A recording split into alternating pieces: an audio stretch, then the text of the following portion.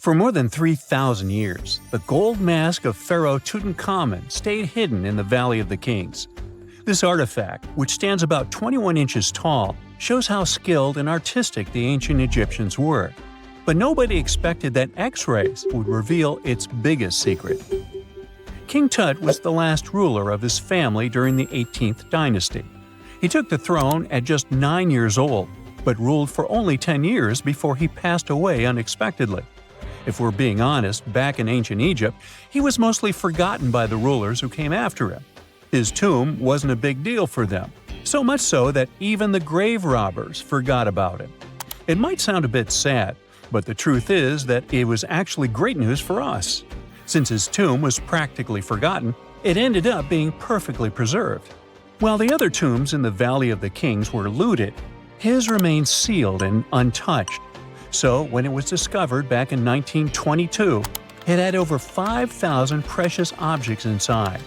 That made Tutankhamun basically an instant celebrity and one of the best-known pharaohs nowadays. Among the treasures was the most stunning piece, his golden mask. This mask is said to be an exact image of the king's face, or at least it was supposed to be, but we'll get to that later. The purpose of this accurate representation of his face was to make sure that his soul would recognize him in the afterlife and return to his mummified body. In ancient Egyptian beliefs, this would allow him to continue living in the afterlife. The details of the mask clearly looked incredibly difficult to create, but people didn't realize how complex it truly was until many years later. The first X-rays of the mask were taken in 1967.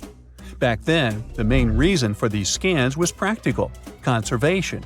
The mask was heading to Paris for an exhibition, and it was the first time it had ever left Paris.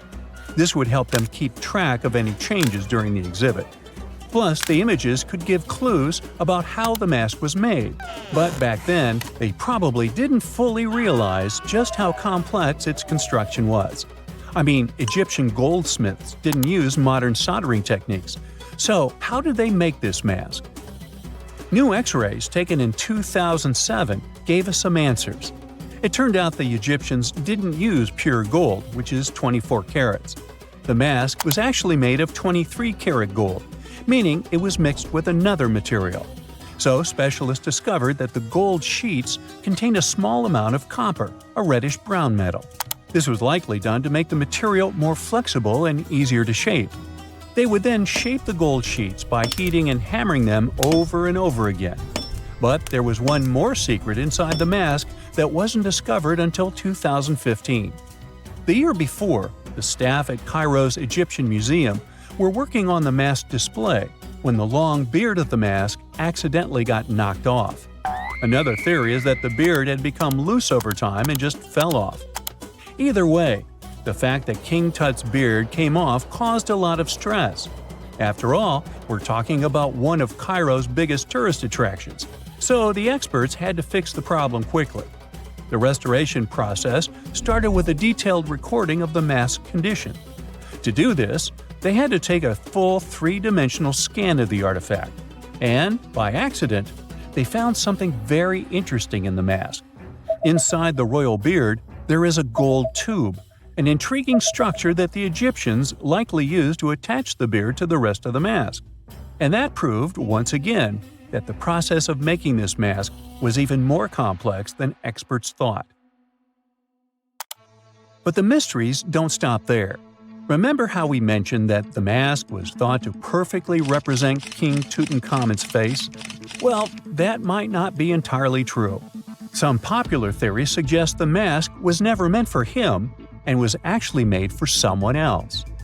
A study published in 2015 suggested the mask was originally made for a female pharaoh, his supposed stepmother, the famous and beautiful Egyptian queen Nefertiti. The biggest clue comes from an inscription on the mask. At first glance, it seemed to belong to Tutankhamun, but after a close examination, researchers noted that something else was actually written underneath King Tut's name. The royal name stamp seems to have been altered, and originally it had something written on it that translates to Queen Nefertiti. There is another feature of King Tut's golden mask that was overlooked for years, which adds even more mystery. As we mentioned earlier, experts believe he wasn't respected much by the pharaohs who came after him. And one of the clues that made archaeologists think this is the pierced ears on the mask. Some researchers believe that King Tutankhamun wouldn't have worn earrings after he was a kid.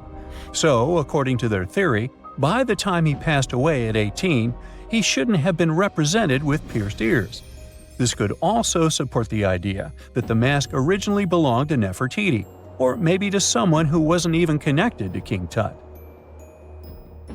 But the mask isn't the only source of mystery. In fact, his whole tomb is full of puzzles. Recently, historians found a sign that the place where King Tut was supposed to be buried was changed at the last minute. For years, experts wonder why a pharaoh who ruled for 9 years ended up in such a simple tomb. When compared to the grandeur of other pharaohs' tombs, his tomb seemed, well, a bit plain. The idea that a king like Tutankhamun would have such an unremarkable resting place just doesn't match up with the power and importance he must have had in ancient Egypt. So, what happened? Well, apparently, this might have something to do with his successor, Pharaoh I.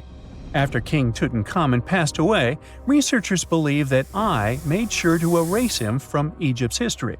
So, one theory suggests that he was probably behind the quick decision to place King Tut's body in a smaller, less impressive tomb. When experts looked at I's own tomb, they found something interesting. There is a large wall covered in painted baboons. This is the same type of artwork found in Tutankhamun's tomb. It seems like the same person might have chosen the artwork for both tombs. Now, the design and decoration of the two tombs are almost identical, suggesting there was a shared hand behind both. But there is one key difference. I's tomb is fit for a king. It's much bigger and more impressive, even though the style and artwork are similar to what you see in Tutankhamun's tomb. So the theory suggests that I decided what went into both tombs. Since Tut passed away unexpectedly at a young age, his grand tomb wasn't finished in time.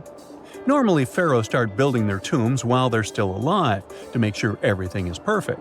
But Tut passed away when he was just 18, so there wasn't enough time. I may have taken advantage of the situation, ordering a smaller tomb for Tut and keeping a larger one for himself. Experts believe this theory explains why Tutankhamun's tomb is so simple and how I managed to wipe his memory from history so easily. But in the end, the story of King Tut's mask and tomb is full of mystery and intrigue. Each new discovery sheds more light on what really happened all those years ago. But one thing is for sure, the secrets of ancient Egypt still have much to reveal, and King Tutankhamun will continue to fascinate people for years to come. We all know some iconic symbols. The Statue of Liberty screams USA, the Eiffel Tower represents Paris, and this mask? Undoubtedly, it's Tutankhamun's, right? Sometimes it feels like historians have squeezed every last drop out of the King Tut story. But guess what? The most obvious details often slip right under our noses. Like the fact that this famous mask didn't actually belong to him, nor was it ever meant for him. Stick with me for the details. Can we get a close-up of that mask? Thanks. See those holes? Yep, they're for earrings. And no, it's not that they had anything against jewelry. But back in ancient Egypt, earrings were typically worn by high-status women or kids. Now, if you know your history, you might say, but Tut was a boy king, wasn't he? You're spot on. He began his reign at just 9 years old. Sadly, that didn't last long as he passed away at a very young age. So when he was 9, he might have worn earrings, but he probably took them off when he hit that no earrings age. Sounds reasonable, right? Actually, not quite. That would have been pretty strange since nobody expected him to pass away young. Certainly not at 9. So no one was preparing a kid's mask for a burial. It's this untimely demise that suggests the mask used was simply the best option available when Tut passed away. There are more clues pointing to the idea that the mask was found in a hurry, Let's think about this. Even though Tut was mummified and his body could wait a bit, his loved ones wanted him to reach the afterlife ASAP. Some experts even believe the paint in the tomb was still wet when it was sealed. But look at his mask. It's a masterpiece. There's no way it was made in a rush. It's way more elaborate than other simpler cartonnage pieces. The renowned mask of King Tut stands 21 inches tall, adorned with precious stones, and features a golden beard that weighs 5.5 pounds, making the entire mask 22.5 pounds. Okay, I'm a bit confused here. So it seems like it was probably a kid's mask, but it had a beard? I've never seen a 9-year-old with a goatee, and I'm guessing you haven't either. Just think about it. A grown man's face compared to a kid's face. Fun fact for you, our faces pretty much stopped growing at the age of 16, so by 19, Tut would have definitely had the face of an adult man. Can you imagine trying to fit a relatively small kid's mask on a grown man? That would have been super embarrassing, and no one would have let that happen. Right, let's dismiss the kid's theory. Now, the second option, if you remember, is that the mask could have originally belonged to a woman. This is where the beard theory comes into play. Some researchers believe the beard might have been added later on. Here's another twist. What if the mask was actually made for Nefertiti herself, who ended up maskless? In this case, there are two discoveries. Two birds with one stone. For now, it sounds like a conspiracy theory, I know. But let's give it a shot and delve deeper into the details. So, Tut passed away in around 1323 BCE, probably due to malaria. He had other health issues too, like when he broke his leg, and records suggest he wasn't in the best shape. As for Nefertiti, we have no solid data about her demise. Plus, nobody knows exactly when or where she was buried. The supposed year when she passed away is around 1330 BCE, but she could have lived longer, and the mask was intended and prepared for her. Or maybe they just took her mask right from the burial chamber. After all, they were family. Well, sort of. She was said to be his stepmom, having been married to Akhenaten, who was likely Tut's father. But this is not 100% accurate. Some scientists doubt it. Ah, these ancient Egyptian families. It's hard to keep track of who's who. I know, you're not yet convinced that Tut wore a lady's mask. Let me share one more theory with you. Meet Howard Carter, the enthusiastic archaeologist who discovered Tutankhamun's tomb. It was located in the Valley of Kings outside Luxor and, to everyone's surprise, was nearly intact. When he entered, he noticed something odd. This didn't feel like a pharaoh's burial chamber. It was classy and all, but it had a vibe that suggested it was made for a woman. Typically, Egyptian pharaohs had larger tombs that suited them better, and even more strangely, it was oriented to the right of the entrance. This didn't add up. That orientation was typical for female chambers, which Egyptian queens used. Another red flag was that the chamber appeared to have been built in stages, and all the artifacts, around 2,000 of them, seemed hastily placed there. Even more curious, they looked like they were meant for other royals.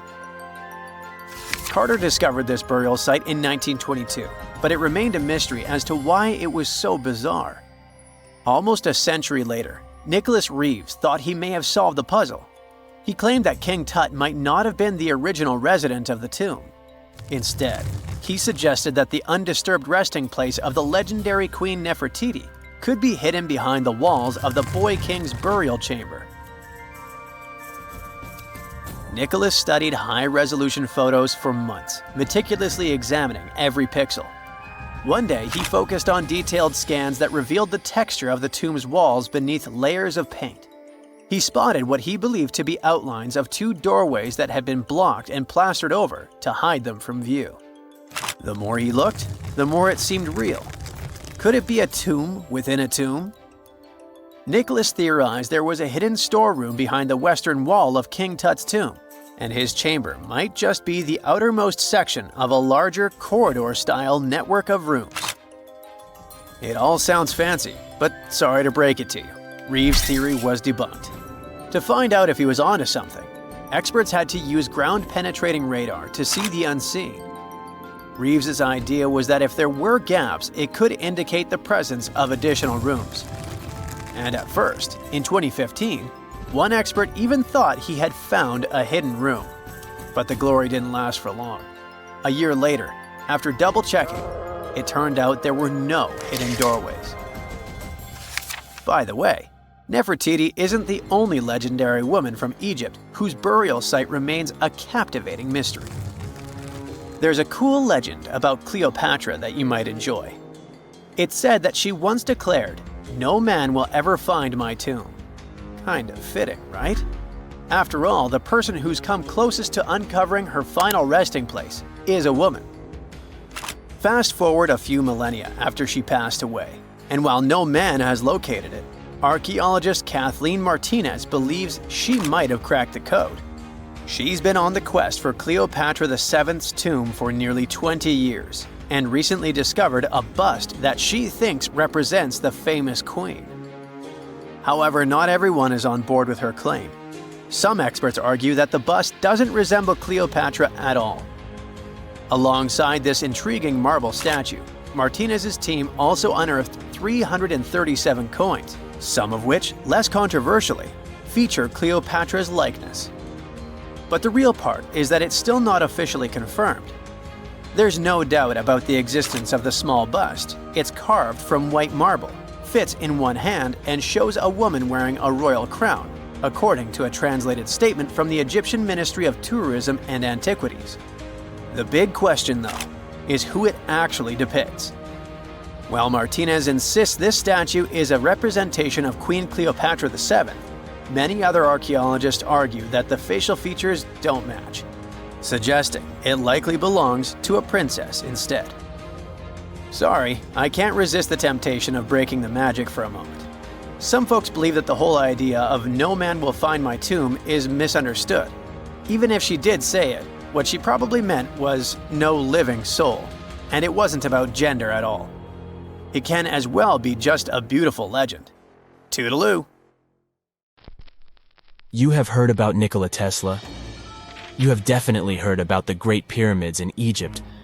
But what if I told you that Tesla may have probably uncovered the ancient mystery surrounding the pyramids? Wait, what? Is this a crossover episode? Nope. It's highly probable that the secrets of the pyramids are hidden in plain sight. But first, let's recap what we know about the pyramids. What's so mysterious about them? I mean, they are just old quirky buildings, aren't they? One of the biggest questions is how they were built. Some people think that the pyramids were created by people using only their hands and muscles. But others think that there might have been some kind of crazy energy source that we don't know about yet. Like, what if aliens helped out or something? Just kidding. But this idea of some unknown energy source being used to build the pyramids has been around for ages. Even in old texts, like the pyramid texts, it talks about how the gods gave us something to build a great power. So maybe there was something really powerful and mysterious going on back then? Who knows? Back in the early 1900s, he got obsessed with the Great Pyramids of Egypt. He read numerous books about these ancient structures and was blown away by how much energy they seemed to have. At that time, not many people knew much about electricity, and Tesla started to wonder if there was some kind of advanced tech hidden in the pyramids. He had an idea that the power of the pyramids had to do with electromagnetism, and he put a lot of time and effort into trying to figure out the mystery. Tesla had some pretty unusual theories about the Great Pyramids. He thought that they could actually store and move electricity, which could then be used to power up the areas around them. He also had this theory that the pyramids were built using some kind of crystal energy. He believed that the chambers inside the pyramids could have these super powerful crystals that could control the electromagnetic fields. But that's not all. Tesla also had this idea that the materials used to make the pyramids had properties that allowed them to trap energy from the sun and the moon. And not just a little bit of energy. He thought that the pyramid could actually create this massive energy field that could light up whole cities or even brighten up dark places. He thought that the pyramids could be used as giant power plants to generate electricity and run machines. Tesla even believed that the pyramids were somehow linked to cosmic energy, which could be used for spiritual enlightenment and healing. How very new age of him. Anyway, Tesla wasn't just pulling these ideas out of thin air. He was seriously into studying everything he could about the pyramids, from ancient artifacts and texts to hieroglyphs and drawings. And he came up with this idea that the pyramids were designed to be energy amplifiers, and some kind of unknown energy source was used during their construction. Some people thought Tesla was eccentric for coming up with these theories, but his ideas have actually had a huge impact on the way we think about the pyramids today.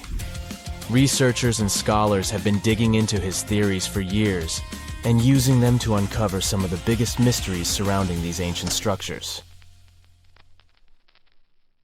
For example, recently scientists have used theoretical physics to investigate how the Great Pyramid of Egypt would react to certain radio waves. They found out that if the radio waves were a certain length, the pyramid could concentrate the energy inside its rooms and focus it under its base. The scientists did lots of calculations to figure this out. They first thought about what radio wavelengths would work best. Then they made a model of how the pyramid would react to the waves. They figured out how much of the energy from the waves would get absorbed or spread out. Lastly, they checked how the energy would move around inside the pyramid when the waves hit it. To help explain all of this, the scientists used something called multipole analysis. This is when you take a complicated object and break it down into simpler parts. Then you can see how each part interacts with the energy that's coming in. It's like taking apart a puzzle to see how each piece fits together. The researchers are interested in how all of this can be used in the future. They want to make really tiny particles that can do the same thing as the pyramid, but with light. By changing the size, shape, and the material of these particles, they can control how the light moves around them. This can be really useful for things like making tiny sensors or super efficient solar cells. The scientists had to make some guesses when they were doing their research. They assumed that there weren't any hidden spaces inside the pyramid, and that the material used to build it was all the same. But even with these guesses, they still made some pretty impressive discoveries. But the pyramid study is not the only proof that Tesla was ahead of his time. There are more Tesla's projects that seemed unrealistic at the time, but that scientists and enthusiasts reevaluate and try to implement today. Let's talk about Tesla's most ambitious project, the Wardenclyffe Transmission Tower. Back in 1900, Tesla was already a big shot when it came to electrical engineering in America. People were blown away by his amazing inventions and the fact that he managed to outdo Thomas Edison in the Battle of Currents. However, Tesla wasn't content to rest on his laurels. He decided to embark on his most ambitious project yet, the transmission tower at Wardenclyffe. It was built between 1901 and 1905, and it was based on one of Tesla's breakthrough ideas. He had a vision to make the impossible possible by creating a global wireless communication system. It would use Earth itself as a conductor, transmitting music, news, stock market reports, secured military communications, and even facsimile images. Does it sound familiar? Right, it sounds just like the internet that we use today, only without the use of any wires. But Tesla had a much bigger dream in mind, to transmit power wirelessly. He already proved that high-frequency signals could be sent without any wires using his Tesla coil transformers, and this sparked his obsession with wireless energy transmission. His vision was to not only transform the way we communicate, but also to find a way to transfer power currents globally by tapping into the Earth's natural energy. Tesla believed that there was an abundance of free energy all around us that could be used for humanity's benefit. In 1899, he conducted some top-secret experiments and got convinced that it was possible to transmit electrical power through the Earth's upper atmosphere. This is actually how the Wardenclyffe Tower was created. It was supposed to be the prototype station for a network of towers all over the globe that would provide the whole world with wireless energy. Unfortunately, Tesla didn't have the resources or the patience of his investors to bring this project to fruition. It ran into all sorts of financial problems and roadblocks, and in 1917, the unfinished tower was finally torn down for scrap metal to pay off Tesla's mounting debts. Now it remains a sad reminder that even the greatest minds can sometimes fall short of their dreams. The original red brick laboratory, however, is still there, and it is the only Tesla lab that has survived. Fun fact, in 2017, a film crew made a crazy discovery. They used ground-penetrating radar to explore the area around Wardenclyffe, and they found a whole series of tunnels stretching for hundreds of feet underneath the site. Nobody knows exactly what these tunnels were used for, but people have been speculating for years that they were part of Tesla's grand plan. Wardenclyffe, of course, is a major landmark for Tesla enthusiasts from all over the world. Who knows? Maybe someone will finally crack the mystery of the tunnels one day. But even if they don't, the legacy of Tesla and his amazing ideas lives on. Egyptian archaeologists made an extraordinary discovery near Cairo just recently. Drumroll, please. The most ancient and most complete mummy yet discovered in the country. Yes, they were keeping it under wraps. The 4,300-year-old mummy was found in a group of tombs close to the step pyramid of Djoser, dating back to the Egyptian Old Kingdom. It was covered in layers of gold. The team also found several other tombs, including one belonging to an ancient Egyptian official and another belonging to a secret keeper who had the power to perform special ceremonies. Another interesting tomb was that of a writer, which featured the largest statues ever found in the area. This vast burial site is also home to more than a dozen pyramids and resting grounds. Probably one of the most famous mummies in the world is that of Hatshepsut. She ruled Egypt like a boss for around 20 years, building all sorts of impressive buildings and creating new trade routes. But when archaeologist Howard Carter found her tomb in the Valley of the Kings, her sarcophagus was empty. However, Carter did find two coffins in another tomb, one of which belonged to Hatshepsut's wet nurse and the other to an unknown woman.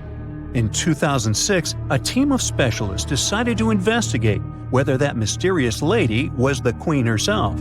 They found a molar tooth in a wooden box with Hatshepsut's name on it, and when they compared it to a gap in the mummy's mouth, it was a perfect match. Ramses II was a pretty impressive ruler, but it was his mummy that eventually made history. Now, we don't hear too much about his daddy. Okay, I'll stop. Ramses is considered to be the most powerful pharaoh in all of Egypt, as he reigned for a whopping 6 decades. He also lived to be over 90 years old. Now that's pretty amazing, considering the time he lived in. Ramses II supposedly had over 100 offspring too. Talk about a big family. When he passed away, his body was originally buried in the Valley of the Kings, but some sneaky guys tried to rob his tomb of all his treasures. Officials back in the day weren't having any of that though, so they moved his body to a secret location to keep it safe. Fast forward to the 1800s, and Ramses II's mummy was discovered along with a bunch of other rulers and important officials. But it wasn't in the best condition, so archaeologists flew it to Paris to get it, pampered. Problem was, he couldn't just be transported into another country. The only solution available was to give Ramses II his own passport. His occupation was listed as king, and the document even featured his photo. Most mummies aren't necessarily known for having the most hydrated skin. But that of an ancient woman, also known as Lady Di, proves otherwise. No, not that Lady Di. This wealthy lady from ancient times was discovered in an ornate tomb in 1971, and she looked fabulous, if we can say so about a mummy. Thanks to the special conditions in her tomb, like the moisture in the environment and the lack of oxygen, her body was almost perfectly preserved. Her skin was soft, her hair was on point, and she was still flexible. The museum that now proudly displays her mummy also shows a ton of fancy items that were buried with her, like dinnerware and musical instruments. Archaeologists investigated the mummy further and discovered that she passed away from a heart attack at around 50 years old. Even though it hasn't been around for over 2,000 years, Lady Di is still making history. The mummy of Otzi the Iceman was discovered in the Alps in 1991. Austrian authorities initially thought he was a modern mountaineer because he was so well preserved. Turns out, he was actually from the Copper Age. He was found in a mountain pass over 10,000 feet above sea level. Through studying his mummy, we've learned so much about life in Copper Age Europe. For example, we know that he was a native of Central Europe and enjoyed eating meat. He also suffered from arthritis, narrowing arteries, and intestinal problems. but he likely used acupuncture and medicinal herbs to treat these conditions. And apparently, he was pretty handy with tools. He sharpened them just days before his untimely demise. Who knows if he was expecting trouble or just getting ready for some routine work. Now, King Tut and his story is most likely the one that made all mummies famous. This pharaoh passed away at the young age of 19, more than 3,000 years ago. But his mummy is still one of the most well-known in the world. When his tomb was opened in 1922, people went wild because it was still intact, unlike many other royal tombs. It had some seriously blinged-out coffins, including one made of solid gold. Not only did Tut's tomb give us a glimpse into ancient Egyptian history, but his mummy also taught us a lot about the time he lived in. DNA analysis helped identify his parents and revealed that the pharaoh had a rare bone disorder that might have made walking a bit tough. Now, Ginger is most likely one of the coolest mummies you'll ever hear about. He's like a time traveler from 5,000 years ago who's still looking fly with his golden hair and perfectly preserved nails. Ginger was discovered in Egypt and is believed to be the earliest known mummified body. Before people even knew about mummification, they used to place bodies in shallow graves in the hot, dry sand. And since the sand absorbed all the water, bacteria couldn't reproduce and the body was preserved naturally. Now, scientists are not sure if Ginger's preservation was intentional or not, but since he was buried with some pottery vessels, it's likely that whoever buried him knew some serious preservation techniques. If you want to meet Ginger in person, he's currently chilling at the British Museum. One Dutch art collector bought a statue from Asia and ended up finding a weird discovery. The statue contained a mummy hidden inside. Unfortunately, the body was too fragile to move, so they had to leave it there. The coolest part is that this mummy is over 1,000 years old and was on display for 200 years before being encased in the statue. When scientists did a CT scan, they found out that the mummy was filled with paper scraps covered in writings. Experts think he might have done this thing called self-mummification, which is a pretty intense process involving a special diet and tea that makes your body less prone to bacteria. Only a few people could handle this ritual, and those who managed to do that were seriously respected. No other Egyptian queen has baffled scientists and historians like the stunning Nefertiti. Based on her statues, she was known for her slender neck, wide eyes, and high cheekbones. Her name translates to "the beautiful woman has come." Talk about living up to your name, huh? Even though she wasn't a pharaoh herself, Nefertiti still managed to leave a lasting impression. Written records suggest that, as a wife and queen, she held an incredibly influential role. Because of her power, she was indeed admired, but she also managed to make quite a lot of enemies throughout her life. She was also related to King Tut, but not biologically. Rather, she was his stepmother. So far, locals have yet to identify her mummy, but that may soon change. A local Egyptologist who has been busy excavating tombs in the Valley of the Kings has found two mummies that he believes could be Nefertiti and her daughter. According to specialists, we may soon finally get a definitive answer about the identity of these two mummies. And if one of them does turn out to be Nefertiti, we could be in for a real treat. DNA analysis and CT scans of the mummy could give us the most complete and accurate image of the queen that we've ever seen. It's crazy to think that we've only scratched the surface of what lies beneath modern-day Egypt. Nefertiti ruled during a time of great power and prosperity in Egypt, but unfortunately passed away in a period of social turmoil, leading to her gravesite being lost. Now, where's my mummy?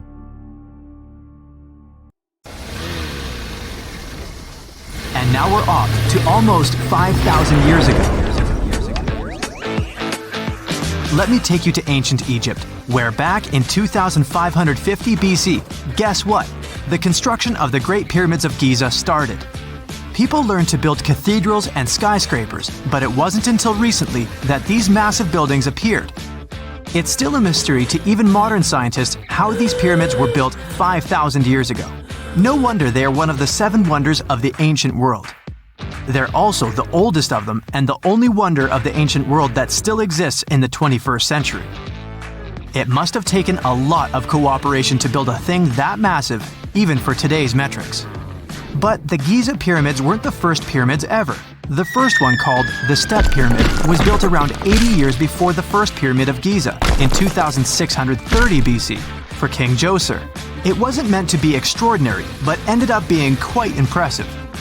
It was a pyramid of 6 stepped layers of stone. It was 204 feet high, which is as tall as a 19-story building.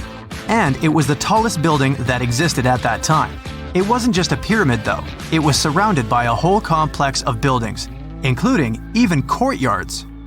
In ancient Egypt, people believed in the afterlife, so everyone, especially kings, wanted to make sure they had everything they needed to get ready for it. Here's why the pyramid complex was perfectly supplied with a lot of objects people used every day. The complex included a pyramid and a kind of a palace. Those buildings had many things the king loved and might need one day, like furniture, food, and gold vessels. After Djoser, building pyramids became common practice, but many pyramids weren't finished. It would usually take about 20 years to build one, but many rulers reigned way less than that. Overall, there are more than 100 pyramids.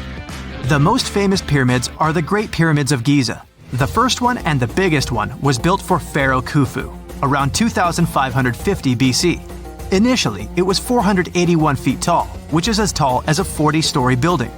The second pyramid was built for Khufu's son, Pharaoh Khafre, around 2520 BC. It's just a bit shorter, usually standing at 471 feet high, a 39-story building. This is the pyramid with the famous statue of the Sphinx. Sphinxes have a lion's body and a human head. They were built to guard important areas. This one has the head of Pharaoh Khafre and is guarding his pyramid, facing the sunrise. The Sphinx is most well known and is one of the world's biggest and oldest statues. Originally, it had red color and did have a nose. It's still possible to see the trace of red pigment by its ears. But no one knows exactly when the nose disappeared. For some time, the Sphinx was sort of hidden underground, being covered with sand up to its shoulders. Luckily, in the early 1800s, an adventurer with a team of 160 people dug it out. The third pyramid of Giza is the smallest one, being more than twice shorter. Originally, it was 218 feet high, about the height of a 20-story building. Built in 2490 BC, it was a pyramid for Khafre's son, Menkaure. The pyramids are designed to align with the points of the compass, and their sides symbolize the rays of the sun. But back at the time, there were no compasses. Ancient Egyptians figured out the directions themselves, and with amazing precision. To align the pyramids, they used 2 constellations. Originally, the pyramids were covered in smooth white limestone and had a gold-silver top to reflect the sun. Later, the white limestone was taken from the pyramids by other kings and used for other buildings. Scientists estimated that ancient Egyptians used about 2.3 million stone blocks to build the first pyramid. Each block weighed more than 1 ton. This is the weight of a rhino. Some blocks were even bigger, being almost as heavy as an elephant. 4.5 millennia ago, there was no modern equipment to help build it. There were no machines, no wheels, and even no steel. The only metal available to them was copper. Even today, scientists aren't sure how the Egyptians managed to build the pyramids. There are no records left that would shed light on it. Some even think that Egyptians wanted to keep it as their secret and didn't even record it on purpose. Many believe that poor people and foreigners built the pyramids, but it's not true. Actually, the builders were very skilled workers, and they were fed and paid well. The archaeologists claim that the builders lived in a nearby temporary city and were a highly organized community with a strong leader. Scientists say that around 20,000 people worked on each pyramid complex, and it took about 20 years to build each. It probably was a national project. The construction site was large in resources, and food and essentials were likely to be contributed from all parts of Egypt. Even with all that support, it remains unclear how people managed to cut, transport, and assemble those huge stones. One of the theories suggests the stones were most likely transported on boats down the Nile River. Then, there was a harder part. They had to be moved to the construction site. For that, they probably used wooden sleds. It wasn't very hard to pull them because the sand mixed with the right amount of water was pretty slick. And 10 people could move a sled even with a rock weighing 1 ton pretty easily. Finally, one last problem. The stones had to be lifted and put into place. Archaeologists have discovered the remains of the ramps system that dates back to when the pyramids were built. Most likely, the Egyptians designed a unique system to move and pull huge stone blocks, but no one knows what it looked like exactly. The most common opinion is that there were several ramps around the pyramid to help move the blocks. The ramp was growing with the pyramid getting higher. They suppose people were walking up the stairs, pulling the stone on the wooden sled up in the middle on the sandy ramp. But this is just one of the options. Others say that the ramps were going around the pyramid. Some say the ramps were inside the pyramid. But we'll never know for sure, and it'll forever remain a mystery, just like the ancient Egyptians wanted. Surprisingly, there's not much inside the pyramids.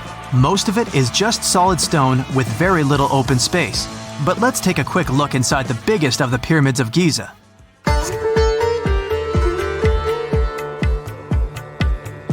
From the entrance, there are two stairs, one going down and the other one going up. The descending one takes you to a chamber located underground. That's where the pharaohs are, but not in this pyramid because Khufu wanted to stay higher. The underground room is partly unfinished. The room with Khufu's sarcophagus is called the King's Chamber. It's upstairs and then through the tall and long Grand Gallery.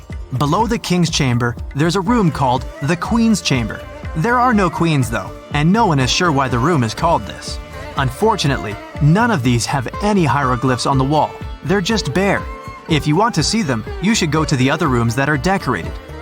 Those pieces of art are depictions of ancient Egypt's culture and daily life. The texts allow researchers to study their language and grammar. Sadly, the treasures that once were here in the pyramid are long stolen. From that room, there are several tunnels for an unknown purpose. There are many tunnels and passages inside the pyramids. There are many chambers and shafts and secret ways. Scientists have been sending little robots with cameras there for some decades already.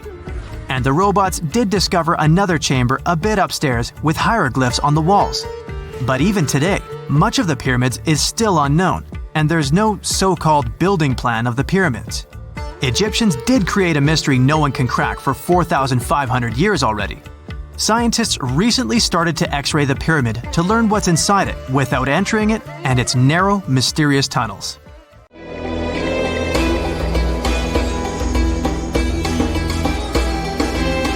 The Great Pyramid was created as the final resting place of ancient Egyptian monarch Khufu. According to legend, French leader Napoleon entered the Great Pyramid and came back out looking shaken and super pale. He never revealed what he saw inside, but whatever it was is said to have affected him for the rest of his life.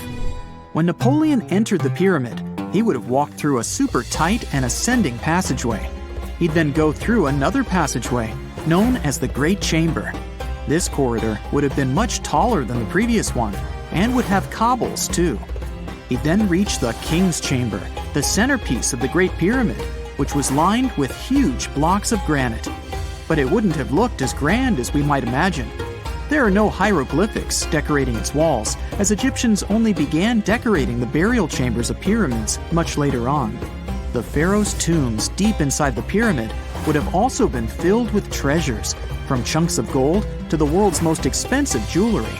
But this would have all been looted a long time ago. The only thing that probably would have been left in there would have been a huge sarcophagus, which would have once contained the king's mummy. He'd also have to walk past the Queen's Chamber. This room most likely didn't hold any queens though, as pyramids were usually only built for one person. There are mysterious tunnels leading from here. To this day, no one is really sure what they're there for.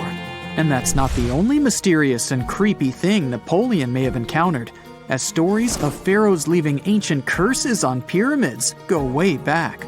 Many pyramids had warnings written on the outside, telling of horrifying things that would happen to those who entered and disturbed the peace. We might not know what exactly Napoleon found in the Great Pyramid that scared him so much, but we know for sure what was found in Tutankhamun's tomb. Tutankhamun was an ancient Egyptian pharaoh who was only 8 or 9 years old when he took to the throne. He became a cultural phenomenon when his tomb was discovered almost completely intact in 1922. His pyramid sits in the Valley of Kings in Thebes, modern Luxor, which is in Egypt. Unlike the Great Pyramid, Tutankhamun's tomb was covered in beautiful wall decorations. The walls told the story of how he would travel to the afterlife through the underworld. Egyptians believed all people would have to take this journey, so they would fill their tombs with objects and paintings to help them get there. There'd also be spells painted on the walls. They believed this would help people pass over to the next realm. The journey would be pretty long, and for that reason, the ancient Egyptians would also fill the pyramids with food. Tutankhamun's pyramid was filled with 8 fruit baskets. They even found something called gingerbread fruit in there. The rooms were jam-packed with furniture, statues, clothes, and staffs, amongst a whole bunch of other things. You'd likely find a lot of clothes and expensive jewelry in the pyramids as well. The ancient Egyptians wanted their ancestors to travel in style to the afterlife. They put Tutankhamun in his final resting place with over 50 pieces of clothing, all of the highest quality. There were tunics, scarves, gloves, and headdresses, and a ton of jewelry. Bracelets, pendants, necklaces, rings, and scarabs for protection were all found inside. Each of them was made of gold or precious stones. There were also fans made of ostrich feathers to keep the old pharaoh cool in the hot Egyptian sun.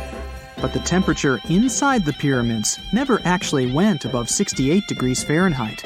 The ancient Egyptians developed a super cool air conditioning system that we don't fully understand even today. Tutankhamun's pyramid also contained 130 walking sticks made from ebony, ivory, silver, and gold to help him on his journey. There were 3 chariots hidden away in case he got tired of all the walking. They also put 11 boat paddles inside, but there was no sign of any boat. The pyramids would be littered with the pharaoh's favorite scents and perfumes. During the excavation of Tutankhamun's pyramid, it quickly became clear that it had been robbed during ancient times. There was damage to doors and traces of oils left in empty jars.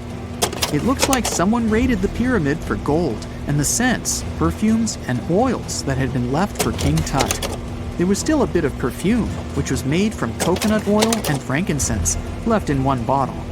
It seems like Pharaoh Tutankhamun loved board games. There was an ivory traveling set of senet in his pyramid. Although we don't know for sure exactly how to play it, we have figured out it was sort of an ancient Egyptian version of backgammon. It looks like it was a 2-player game where the goal was to knock your opponent off the board. Not really sure who Tutankhamun's mummy was supposed to play with, though. The ancient Egyptians had some rituals that may seem pretty strange to us. For example, they used to shave their eyebrows off if they ever lost a cat. So it's not too surprising they put some really weird things inside pyramids. Archaeologists discovered a collection of mummified cats and scarab beetles in pyramids that date back more than 4,000 years. They were found in the pyramids of Saqqara, which is south of Cairo. They also found a bunch of makeup kits and mirrors inside. Makeup was worn proudly by both men and women in ancient Egyptian times. Eyeliner was the most popular cosmetic. The Rosetta Stone was one of the best discoveries ever made in pyramids. It was found by our man Napoleon Bonaparte and his team. It's a black granite rock that dates back to 196 BCE. It's transcribed in Greek, Demotic, and hieroglyphic. When it was translated in 1822, we got the key to understanding ancient Egyptian hieroglyphics for the very first time. The discovery of Queen Hatshepsut's mummy in 1903 changed our understanding of the Egyptians forever. After she had passed away, her successor, Thutmose III, removed most of the evidence of her reign, so we basically knew nothing about Egypt's first great female leader. She's now gone on to become one of the few and most famous female pharaohs of Egypt. Pharaoh Khufu even had a fully fledged boat in his pyramid. Archaeologists uncovered more than 1,200 pieces of a giant boat near the Great Pyramid at Giza. They reassembled the boat, and it's a whopping 144 feet long. It's most likely a solar boat, which was designed to carry the resurrected king with the deity Ra. Fun fact, the Pyramid of Giza is the last remaining of the 7 wonders of the ancient world. The other 6 are the Hanging Gardens, the Colossus, the Temple of Artemis, the Mausoleum, the Lighthouse, and the Statue of Zeus. This pyramid was also the world's tallest man-made structure for 3,800 years, and it's the biggest pyramid in Egypt. It took a staggering 2.3 million blocks of limestone, and some weighed as much as 80 tons. It took an incredible 100,000 laborers and a whopping 23 years to build. Its original height was a mega 480 feet. In 2017, archaeologists discovered something weird about Egypt's Great Pyramid. There's a hidden void that's at least 100 feet long, and no one really knows why it's there or what's actually inside it. The weird void is the first inner structure discovered within the 4,500-year-old pyramid since the 1800s. Scientists used cosmic rays to detect the massive hole, but are still no closer today to finding out what's inside. The ancient Egyptians took a lot of care building the pyramids, and everything was strategically placed and structurally sound, so it's super unlikely that this hole is due to blocks falling over time. Loads of pyramids also contain small model figurines called ushabti. These represented attendants. They believed they would come to life to serve the pharaohs in the afterlife. But it's amazing that all this stuff actually fit inside. There isn't actually a huge amount of space inside the structures. It's mostly just rock. During the early 1920s, the world was mesmerized by King Tut. A British archaeologist, Howard Carter, discovered the young pharaoh's tomb in Egypt's Valley of the Kings, 1922. But the public wasn't only interested in gold and jewelry. The press wrote about the curse of the pharaohs, but was it true? Was an ancient curse really the reason everyone entering the pyramids lost their lives? At the time, this was the only explanation for a series of unexplained passings. The man present at the opening of King Tut's burial chamber, George Herbert V, Earl of Carnarvon, lived only 5 more months after the discovery. He had also sponsored the dig. In comes Sir Arthur Conan Doyle. You probably know of him, the English writer behind Sherlock Holmes. He claimed that an evil elemental caused the explorer's demise. He must have been joking, right? Unfortunately, no. The newspapers continued to blame the pharaoh's curse after every Egyptologist left this world. These are the scientists who study the ancient cultures of Egypt.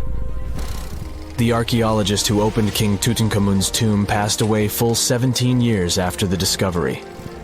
The reason for it wasn't a secret: Hodgkin's disease. Yet again, journalists around the world wrote of a curse. This was getting ridiculous. But science must have had a rational explanation, right? Well, it did. And that explanation was common mold. Harmful fungi, Aspergillus, can survive for ages in sealed tombs. When humans inhale them, there's a high risk of infection in people who have a weakened immune system. Today, doctors believe this is what happened to the unfortunate explorer more than a century ago. Scientists now know that this type of fungi grows especially well on grain. And King Tut's tomb was full of offerings in the form of baskets full of raw grain and bread. Researchers discovered other varieties of fungi on ancient Egyptian mummies. These molds can easily cause some nasty consequences for humans. The danger of rotting organic material is real. Just look inside your fridge.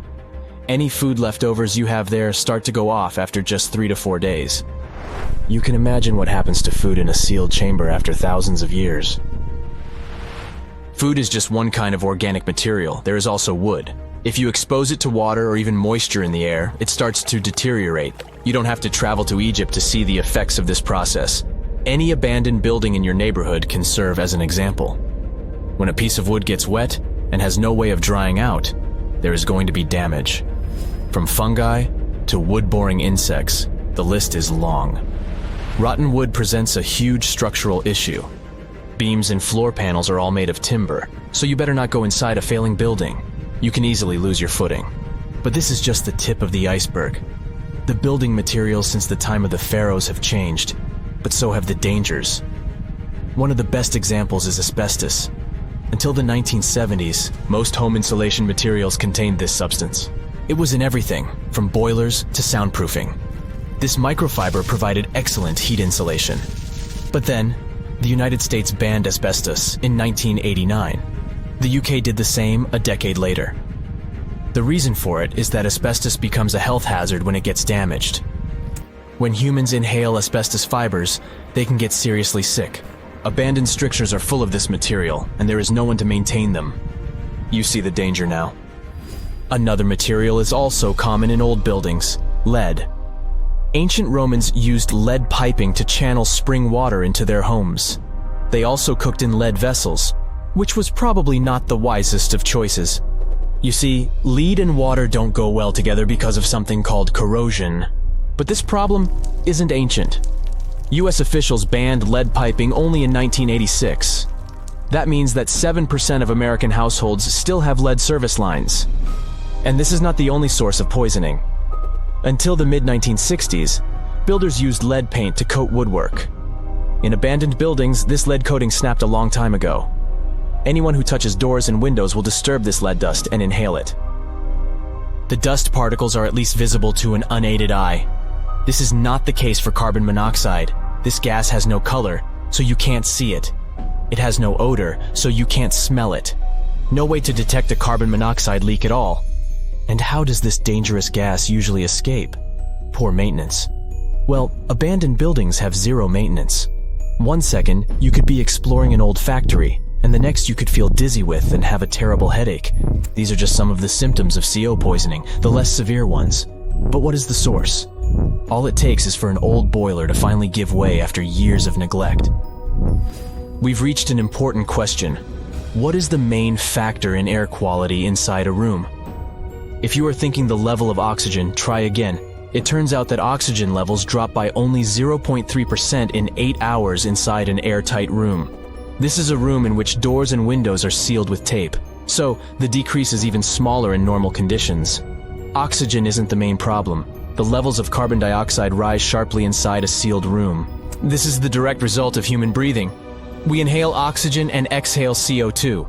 Think of it as a waste gas. Normally it's only a tiny portion of the air we breathe, 0.04%. But in a sealed room, high levels of carbon dioxide will make you feel drowsy. And that's the last thing you need when inside a dilapidated building. Carbon dioxide will decrease your ability to think clearly. Researchers from Harvard did an interesting study in 2016.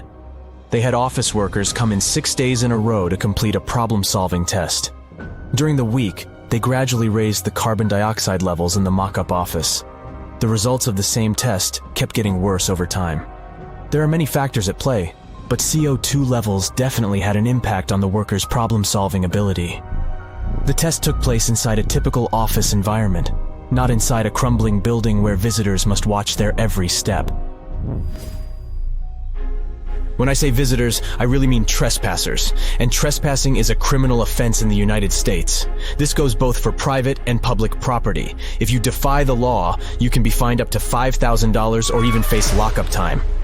That should make you think twice before jumping over a fence with a no trespassing sign.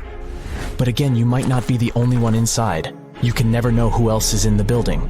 Perhaps a person up to no good? It doesn't have to be a person at all. Animals can pose a threat as well. You would be startled if you saw a rat, for example. But the poor animal would be scared as well. It might bite you. The list of diseases rats carry is pretty long.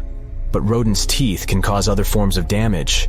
They grow constantly, so the animal has to constantly nibble on something to stop them from overgrowing. If you ever felt peckish at 1 a.m., you know the feeling. Electric cables are high on the rodents' menu. Abandoned buildings have plenty of those. Old wiring is dangerous on its own. Structures erected before 1984 often used wires made out of aluminum. Today, copper is the standard because an aluminum wire is 55 times more likely to catch on fire than a copper one. Flipping a switch in a rundown building can cost you your life. Be on alert for telltale signs that something is wrong. Lights that flicker, sparks from sockets, and the smell of smoke. And yeah, don't count on an earth cable to protect you from electrocution. Ground cables became standard only in the 1960s. Unlike many other ancient Egyptian burial grounds, King Tutankhamun's tomb stayed hidden and free of unwanted thieves for 3,000 years. One reason was that the tomb was smaller than average and tucked away in a place called the Valley of the Kings. This area was already being extensively explored by the time they stumbled upon Tut's spot. The entrance was all covered in debris from building a nearby tomb, which must have also helped keep it a secret. There were also 0 writings or signs on the outside of the tomb. Time passing also played a part in keeping it in amazing shape until the 1920s, when a man named Howard Carter finally made it in. But was Carter that big of a hero? Some recent findings say he might have been sneakier than initially thought. People used to think Carter wasn't just a glorified treasure hunter, he was a true archaeologist. Before Tut, he had been on a relentless quest for Egyptian artifacts. He discovered his interest in these unusual objects when he was a child, and soon started drawing the sculptures and inscriptions that were found in ancient tombs. After stumbling upon the remains of King Tut, Carter spent a decade recording and processing all sorts of objects, like golden thrones, chariots, and statues from Tut's tomb, shipping them down the Nile to Egypt's museum in Cairo. Well, at least that was the official story. More recent discoveries claim that not all of the objects made it to Egyptian officials. A secret letter seems to uncover Carter's little 10 for them, 1 for me policy. The letter in question was sent to Sir Alan Gardner, a philologist and friend of Carter's, dated from 1922. In these writings, Carter mentioned having found the tomb and was asking his buddy for some advice. In another letter from 1934, Gardner seems to be thanking Carter for an amulet, which was sent to him as a thank you gift. Carter was adamant that it didn't come from Tut's tomb, but evidently it did. Even the British director of the Egyptian Museum was onto Carter's sneaky endeavors, but couldn't prove it. He compared Gardner's amulet to others from Tut's tomb, and lo and behold, they were a perfect match. Gardner was so disappointed to have been put in such a sticky situation that he vented to Carter in another letter. Deciding to be a good friend, Gardner didn't throw the famous archaeologist under the bus. Instead, he advised Carter to take those stolen goods back to Cairo, just like he'd advise you to like this video and subscribe to the Brightside channel for more amazing videos on the most unique topics in history. It's not the only shady piece of information on Carter's post-discovery behavior. In 1947, a man named Alfred Lucas, who used to work with a controversial archaeologist, gave some information in an obscure journal in Cairo. He claimed that Carter sneakily cracked open the burial chamber door himself. Then he sealed it back up like nothing had happened before the official uncovering. Now, why would he do that? Well, the same theory suggests that Carter and his crew might have entered the tomb early so they could get their hands on some ancient goodies. Obviously, these people couldn't risk having such objects sold while they were still alive, but made sure they were auctioned off after they passed. Carter, though, never confessed to anything. He made no official denial either, but the Egyptian government couldn't risk any more mysterious disappearances, so they prohibited him from entering the tomb for a while. Some have connected this apparent stealing to the curse of King Tut. If you've never heard of it, know that it became quite the scary tale soon after King Tutankhamun's resting place was uncovered. It claimed that anyone messing with the tomb of the boy pharaoh would face some serious bad luck. It's not all dramatic like a mummy going on an aggressive spree, but word got out that the people involved in disturbing King Tut's lair met some mysterious, untimely ends. The main untimely passing related to this supposed curse is that of George Herbert, the 5th Earl of Carnarvon. He was this British aristocrat who helped fund the search for the tomb. He passed away just a year after the tomb was opened. Now, people love to call it mysterious, but it turns out that Herbert was already in pretty bad shape health-wise when he got to Cairo, and he ended up getting taken down by a regular disease. Now, let's talk numbers. There were a lot of people linked to this tomb opening – security guards, archaeologists, and supporting staff. And sure, a few of them did pass not long after the tomb started receiving visitors. As much as we'd like this curse to be true for the sake of, good storytelling, statistically, if you have a bunch of people connected to opening a tomb, you'd expect some passings just by random chance. The average lifespan for those supposedly targeted by the ancient curse was more than 20 years after the spell was supposed to kick in. Herbert's daughter even lived until the 1980s, that's half a century later. And Howard Carter himself lived until 1935, a solid 16 years after the big reveal. Some have suggested that the whole curse was nothing more than a careful PR strategy. You see, when Tut's tomb was found, Howard Carter wanted to make a priority out of keeping nosy reporters away. So he might have come up with a curse hanging over anyone entering the boy king's resting place. But what was stolen from King Tut's tomb anyway? Well, some jewelry to begin with. It might have been snatched by Howard Carter himself, according to a French specialist. He did some intensive research by looking at old pictures taken from inside the tomb back in the 1920s. He compared those images to various objects from museums and auction houses. He soon started to piece together the whereabouts of some of Tut's jewelry. First up, there's this collar that used to be on Tut's chest. It was all broken into pieces, and some parts went via Carter to the Nelson Atkins Museum in Missouri. Meanwhile, other bits ended up on a necklace owned by some unnamed people who tried to sell it in 2015 but failed. Even the Nelson Atkins Museum agrees, as they've confirmed the information on their website. Then there's a headdress piece. Some beads from it that once belonged to Tut apparently got stolen by Carter too. They were also strung into a necklace and are now being held at the St. Louis Art Museum. Another fancy collar made out of glazed ceramic magic spent some time at the Met, far away in New York. Thankfully, it was sent back to Egypt a bit over a decade ago. This seems to have been, as you'd expect by now, also stolen by Carter. Missing artifacts aside, King Tut still gave a ton of amazing objects that helped us learn more about this incredible ancient culture. Starting with the famous burial mask. It's this massive 21-inch gold art piece with semi-precious stones and glass paste. It weighs 22 pounds and showcases the boy pharaoh with a long beard and a headdress with a cobra and vulture. On the back, there's this spell from an important ancient Egyptian spiritual book that's supposed to make sure it works just as well in the afterlife.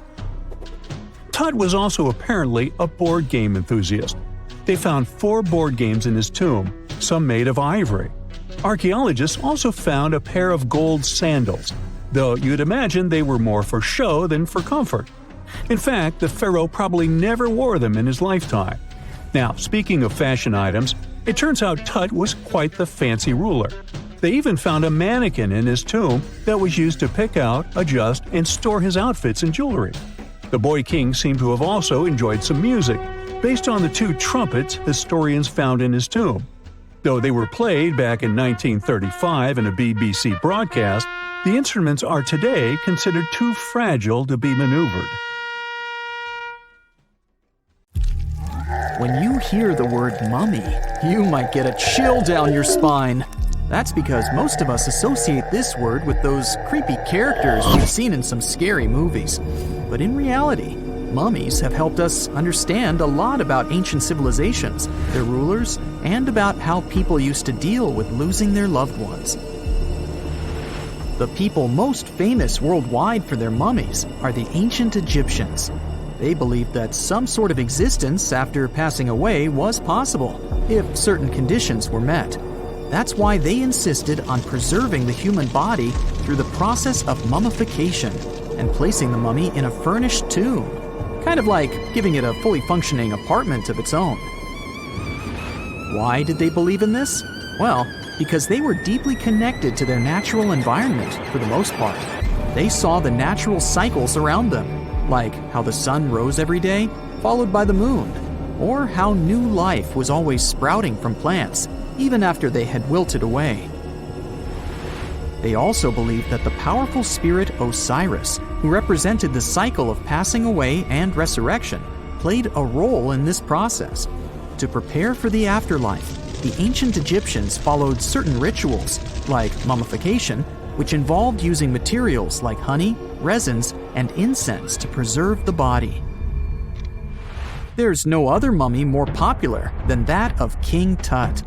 He was a young pharaoh who ruled over 3,000 years ago in Egypt. The problem with discovering ancient royal tombs is that most of such burial sites were previously robbed. People knew ancient rulers had been left with many valuable belongings, so those locations became vulnerable to thieves. When King Tut's tomb was opened in 1922, people were excited because it had not been robbed, like many other previously discovered royal tombs. That's how well hidden it was. Inside, his mummy was encapsulated in a total of 3 coffins, including one made of gold. The objects found in his tomb showed us what ancient Egypt was like, and studying his mummy also helped us learn about the culture and practices popular at the time when he passed away. We also learned about his family by looking at his DNA. Scientists were able to discover that he had had a disease called malaria and a problem with his foot that might have made it hard for him to walk. Ramses II was another pharaoh in Egypt who ruled for 68 years, which was quite a lot back in the day. He was known for his expansion campaigns and building projects. Many objects from his time as a ruler still exist today, including a large statue of him. Ramses II was about 6 feet tall and lived to be about 90 years old. After looking at his mummy, scientists concluded that he may have had a medical condition that affected his spine. Now, remember those thieves I mentioned before? They are probably the reason why Ramses II ended up in a plain coffin in a secret collection of royal mummies at Deir al-Bahari, which was rediscovered in 1881. Thankfully, archaeologists were able to identify him because his journeys had been recorded on his wrappings. The process was really tedious too. In fact, in ancient Egypt, the mummification process could take a staggering 70 days to complete. A special person would say a very specific speech while delicately handling the body and drying it out using a type of salt called natron. They also used linen and resin to make the body look more lifelike and to wrap it in cloth. The tomb was equally as important for ancient Egyptians. The walls of King Tut's tomb, for example, were adorned with intricate artwork that depicted his journey to the afterlife, from his burial procession to his passage through the underworld. The ancient Egyptians believed that everyone made this journey after passing away, and they filled their tombs with items and paintings to help the person in their spiritual travels. Additionally, the walls of the tomb were decorated with spells from a special book, which contained a collection of poems that the Egyptians believed would help people reach the afterlife. And speaking of how important this journey was, people also placed food in these ancient tombs. In King Tut's tomb, archaeologists discovered 36 jars of vintage beverages and 8 baskets of fruit, which were believed to be left there to help him in his journey to the afterlife. The Egyptians believed that traveling to the afterlife took a really long time, so they left a lot of supplies, such as food and water, to sustain their loved ones. Pharaohs also generally had numerous luxurious garments and beautiful jewelry in their tombs to ensure that they would have a fashionable journey. These items included various types of linen clothing, such as tunics, scarves, gloves, and headdresses, as well as a lot of gold jewelry with precious stones, like bracelets, buckles, pendants, necklaces, rings, and even precious depictions of insects for protection. Some were also deposited with fans made from ivory and ostrich feathers to keep them cool in the afterlife. Some ancient rulers were even placed in their forever apartments along with boats. For example, Pharaoh Khufu built the Great Pyramid at Giza as his tomb, and a large ship was found inside. King Tut, however, was buried with multiple boat paddles, but no actual boat. Instead, he had 3 chariots and numerous walking sticks made of precious materials, perhaps indicating he'd rather travel to the beyond by land, not by water. Amongst the most interesting objects found near ancient mummies are bottles of oils and perfumes. If rulers were supposed to be fashionable, why not smell nice too, right? Also, some of them had some ancient kinds of board games, most of them made out of precious materials like gold or ivory. One of those games was called Senet. It was very popular amongst the ancient Egyptians and very similar to modern-day chess. The ancient Egyptians may have the most famous mummies out there, But they weren't the first to invent the procedure. In fact, it all started in South America with an ancient civilization named the Chinchorro. As far as we know today, these people were the first to mummify their loved ones that had passed away. They did it somewhere around 2,000 years before the Egyptians started their own rituals. Sure, we can tell a lot about ancient rulers by studying these mummies, but until recently, we had no idea what they really looked like during their lifetime. Not so long ago, though, some very special mummy paintings were found by archaeologists studying ancient Egyptian objects. These mummy portraits are highly detailed paintings of individuals that were made while they were still alive. Such paintings were often painted on wood, as opposed to the classical portraits we all know about, which are painted on canvas. They are known for their realism and beauty, and have even been used by researchers to diagnose diseases by comparing them to the corresponding mummies. Some of these portraits also include depictions of jewelry, which was later found on the mummies. The recent discovery of these mummy portraits in Central Egypt is significant, as it marks the first time in over a century that such paintings have been found. Mummies appeared all around the world naturally, too. Mummification can occur without people intervening because of natural conditions, like extremely cold or hot environments, places with a lack of oxygen, or accidental exposure to chemicals that preserve the body. These conditions don't allow bacteria to grow, resulting in the body remaining more or less intact. Famous Otzi was one of these mummies. We know today he was a man who lived around 5,000 years ago in Europe. But upon his discovery in the Alps in 1991, Austrian authorities initially believed that he was a modern mountaineer because of how well preserved the body was. However, after the Iceman was removed from the glacier, it was determined that he was actually from the Copper Age. Imagine you were chosen to answer one of history's most important questions. What was the first civilization on Earth? The job description is simple, yet the task is extremely challenging. You need to unearth the proof of the world's first official civilization. Was it the Sumerians in Old Mesopotamia? Or was it the ancient Egyptians spread out along the Nile River? Not to make you nervous or anything, but history is quite literally in your hands. Good luck! Since you can't turn back the clock and visit Old Mesopotamia to get the answers to your questions, you'll need to research museum databases in order to get some clues. First things first, we need a definition of what is considered a civilization. It's not just thousands of people grouped together and living harmoniously. There are some key elements that together make a group of people a civilization. Like, for example, the domain of urbanism, aka city building, irrigation systems, and writing. You decide to begin your search by diving deep into the history of the Sumerians, which today hold the position of the world's first civilization. Now, imagine being the first of your kind. This means having no external examples. Rather, it means starting from scratch. First thing you'll need, a piece of land. And since there were no active water companies in the world at that time, you'll need a piece of land with easy access to water. So, the Sumerians settled between two major rivers, known as the Euphrates and the Tigris in southern Mesopotamia around 5000 BCE. Fun fact, Mesopotamia translates to the land between two rivers. On a modern-day map, it's more or less where Iraq is situated today. Together with land, a civilization needs ways to get food. The Sumer civilization had to face a dry and hot climate, but they managed to make agriculture thrive in the region. By diverting river waters and creating reservoirs and dams, the Sumerians allowed for a series of settlements to emerge across Mesopotamian plains. The famous city of Babylon was one of them. You know, the city that supposedly had those hanging gardens?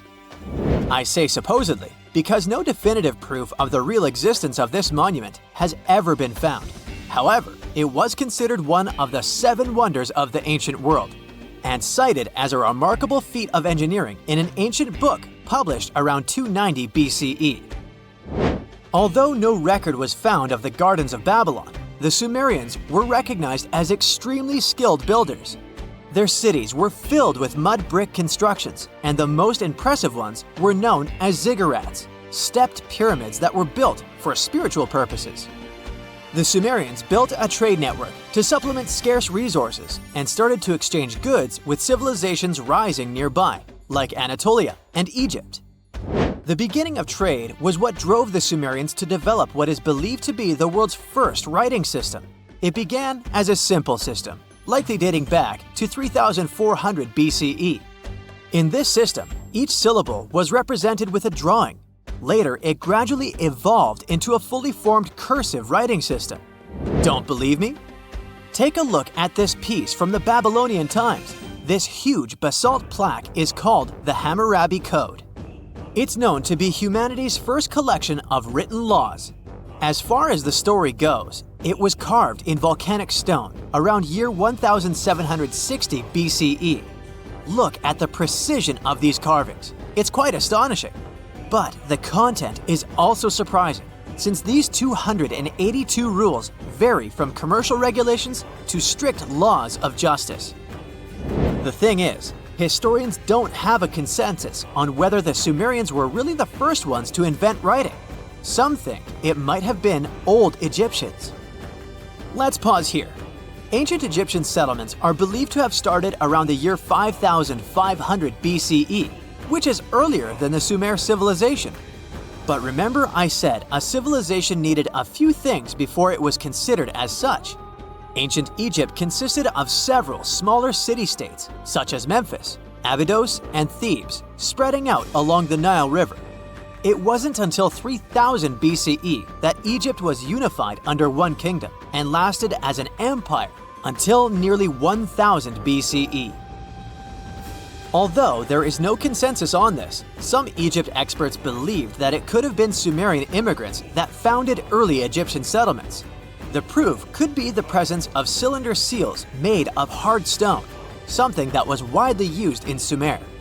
These seals were used to guarantee authenticity in legal transactions, but it's hard to say whether this method was introduced by Sumerian immigrants or simply by trade. Since the time period is not one of the criteria we can use to determine who came first, we'll have to turn to something else. But what? Like the Sumerians, the Egyptians were also highly skilled builders. Duh, they built the famous Giza pyramids and many others all over their territory. In order to enhance their building techniques, they delved into developing a more profound understanding of mathematics. They developed a new form of measurement called the cubit, which was the equivalent of an arm's length. The Great Pyramid, for instance, is 440 cubits per 440 cubits. They were also innovative astronomers, combining their mathematical skills with attentive astronomical observation. They were the first civilization to use a 24-hour division of the day. And they even created a solar calendar, which was the first dating system in history to feature 365 days in 1 year. Okay, it's undeniable how impressive they were. But some experts say that the dispute has to be settled through the comparison of their writing systems. Hieroglyphic writing, the first Egyptian style of writing, is said to date back to 3000 BCE. It was a composition of over 700 symbols, which were carved in stone. For a long time, researchers believed that the Sumerian writing had come before Egyptian. But in a recent discovery made by Yale researchers claims otherwise. Archaeologists have discovered a panel of 4 signs that are believed to have been written around 3250 BCE. Oh, and they've also found another rock drawing depicting a pregnant elephant that can date back to 4000 BCE. Now, there's also a third possibility that fewer people seem to mention. The Indus Valley Civilization, also known as Ancient India, located around the area of modern-day Pakistan and India. The Indus Valley Civilization is also a contender for the oldest civilization due to the uncertain historical origins of the Hindu collection of texts known as the Upanishads. The Indus Valley Civilization flourished around 3000 BCE, but records show that people in the Indus Valley were trading with Mesopotamians as early as 3500 BCE. Now, wait a minute. How is it possible? No, they weren't time travelers. This isn't a sci-fi movie. There already were agricultural settlements in the area that were slowly growing into bigger cities, such as Harappa and Mohenjo-Daro. Ancient Indian cities were sophisticated, filled with baked brick homes built in a grid system. These ancient cities even had draining and sewage systems that connected most homes and used gravity to carry waste outside of the city. They were pretty advanced. They were also an extremely religious civilization, and Hindu beliefs were at the center of their practices. Despite that, their cities weren't filled with spiritual buildings. Actually, Mohenjo-Daro's most important building was a public bath. Interesting, huh? Now, why can't we know if they were the oldest civilization on Earth? Even if some historians suspect that the origins of the Indus Valley people can be traced back to 5000 BCE, there is no concrete evidence of this, only speculation. The best proof we have is the Upanishads.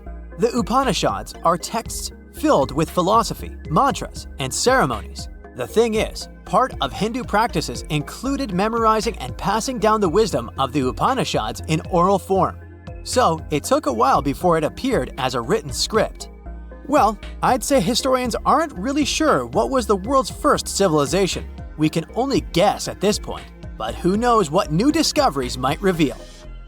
A gruesome discovery took place in Egypt some years ago. You want to hear about it? 16 human hands, carefully buried in 4 eerie pits. They didn't look too much like human hands at first, since they were abnormally large, but they were. Weirdly, there were only right hands. No left hands were in sight. It turned out that it points to the practice of an ancient dark ritual. Old Egyptian art and tales talked of a ceremony where warriors would present the right hand of their adversaries as proof of victory and ask for gold in return. Egyptians believed in the afterlife, so cutting off someone's hand meant you cut off their power eternally. Guaranteeing this type of defeat was interesting to the winning party. Here, the fight was between Egyptians versus Hyksos, who lived in what was once known as Canaan. Egypt has always been the center of some history-changing findings, and some time ago, this papyrus was found. If we stretched it open, it would be just a tad bigger than the height of a skyscraper. The world's tiniest skyscraper, which is located in Wichita Falls, Texas. When humans didn't write on their notes app, they wrote on this thing, made from the medulla of a papyrus plant. Around 2,000 years ago, ancient Egyptians wrote something reminiscent of a book where they describe most of their funerary traditions and their visions of the afterlife. It's considered one of the most important texts from ancient Egypt and is still sold in bookstores to this day. This ancient manuscript was unearthed from a chamber located just south of the Pyramid of Djoser, located in Saqqara. Oh yes, Djoser is the oldest pyramid in Egypt and not the Giza pyramids like most people think. So recently, the site of Saqqara buzzed with excited archaeologists who probably found one of Egypt's oldest complete mummies. They believe that this beautiful and well-preserved mummy was that of a wealthy man. He was discovered in a deep shaft, covered in layers of gold leaves. There are many symbols that show he was an important and wealthy man, like the band he wore on his head, the bracelet on his chest, and the fact that he was embalmed with a tunic, which was reserved for Egypt's finest. The most exciting part of the entire discovery was finding the resting place sealed with mortar, just as the ancient Egyptians had left it 4,300 years ago. Now this may sound weird, but back in 2008, archaeologists discovered a missing pyramid. Now it went missing because it deteriorated over the span of 4,000 years. Today, you can only see its base. It was a pretty important site back in ancient times. It is said that around the area of the pyramid, the ancients hosted a special type of ceremony where high priests would carry mummified remains of sacred bulls. Now here's a fun fact.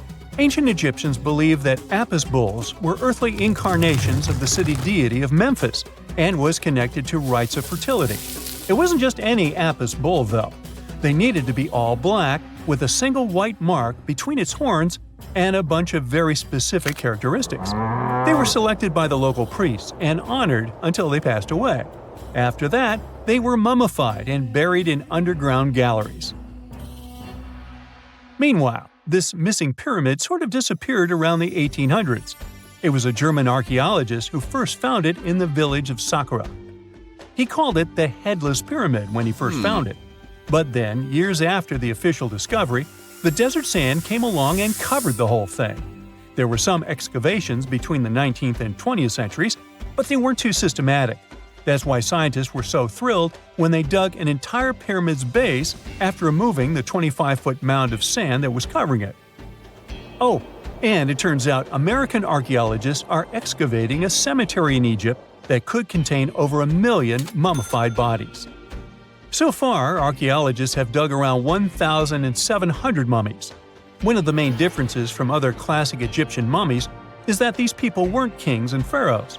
They were commoners that most likely lived about 1,500 years ago, when Egypt was controlled by the Roman and Byzantine empires.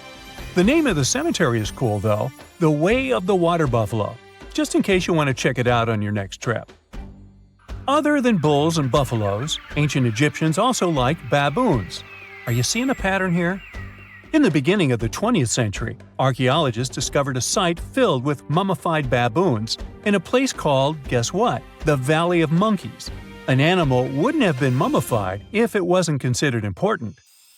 Certain animals were more important than others, since they were linked to specific deities.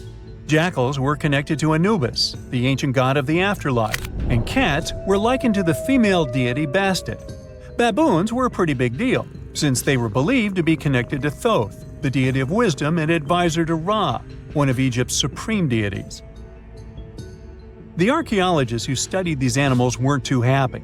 They think these baboons were kept inside and were deprived of sunlight for most of their lives. They had extreme vitamin D deficiencies and they were poorly fed. Maybe Thoth got angry with these baboon keepers. Just a guess. Since there's never a boring day for archaeologists in Egypt, they also found human mummies with golden tongues. Since Egyptians were all about the afterlife, they believed that golden tongues might help a person speak once they pass to the other side. I mean, it's a long shot, but hey, why not? Some of these mummies were placed in wooden coffins with goods, such as necklaces, pottery, golden artifacts in the shape of lotus flowers and scarab beetles, and iPhones. Just kidding. A new temple was also unearthed recently in Egypt. Scientists believe it was dedicated to honor Zeus Cassios. That deity would be a cross between Zeus, the almighty Greek deity of the sky, and Mount Cassios. While digging around the Sinai Peninsula in Egypt, archaeologists spotted 2 pink granite columns poking out of the ground, and bingo. They believe these columns represented the temple's front gate and collapsed during an earthquake many years ago. And speaking of deities, there weren't only super serious deities. Recently, scientists unearthed a golden ring in a city south of Cairo. No, Frodo, it's not magical. It was a normal gold ring, but it had the depiction of the deity of fun, officially named Bes. This deity is often described in sacred texts as a happy chubby dwarf. Today, many tattoos we get are sorta deprived of any sense and are made of aesthetic purposes only. In ancient Egypt, though, women would get tattoos as a token of protection for childbirth. That's what scientists think, at least. Around the Nile region, scientists found some mummies that had well-preserved tattoos, which is a rarity since the skin deteriorates so easily. 2 of these women tattooed their lower backs, and the drawings were simple. They were mostly pictures, including that same chubby dwarf we just talked about, Bes. He also had a side hustle as the protector of women during childbirth. Now, would you believe me if I told you ancient Egyptians invented robots? No? Well, that's because that's not entirely true. Sure, they were astronomers, mathematicians, and engineers, and somehow they also squeezed an eccentric invention into that package, an automated deity some scientists called Hathor. This wooden statue had been in the Metropolitan Museum of Art for years before someone noticed its secret. With the help of an X-ray machine, specialists discovered a mechanical operating system inside it. The pulley-like axis goes from the statue's shoulder to her left leg. When the system rotates, the statue raises and lowers her hand. Hey, pick me! Pick me! I got my hand up here. Listen to this.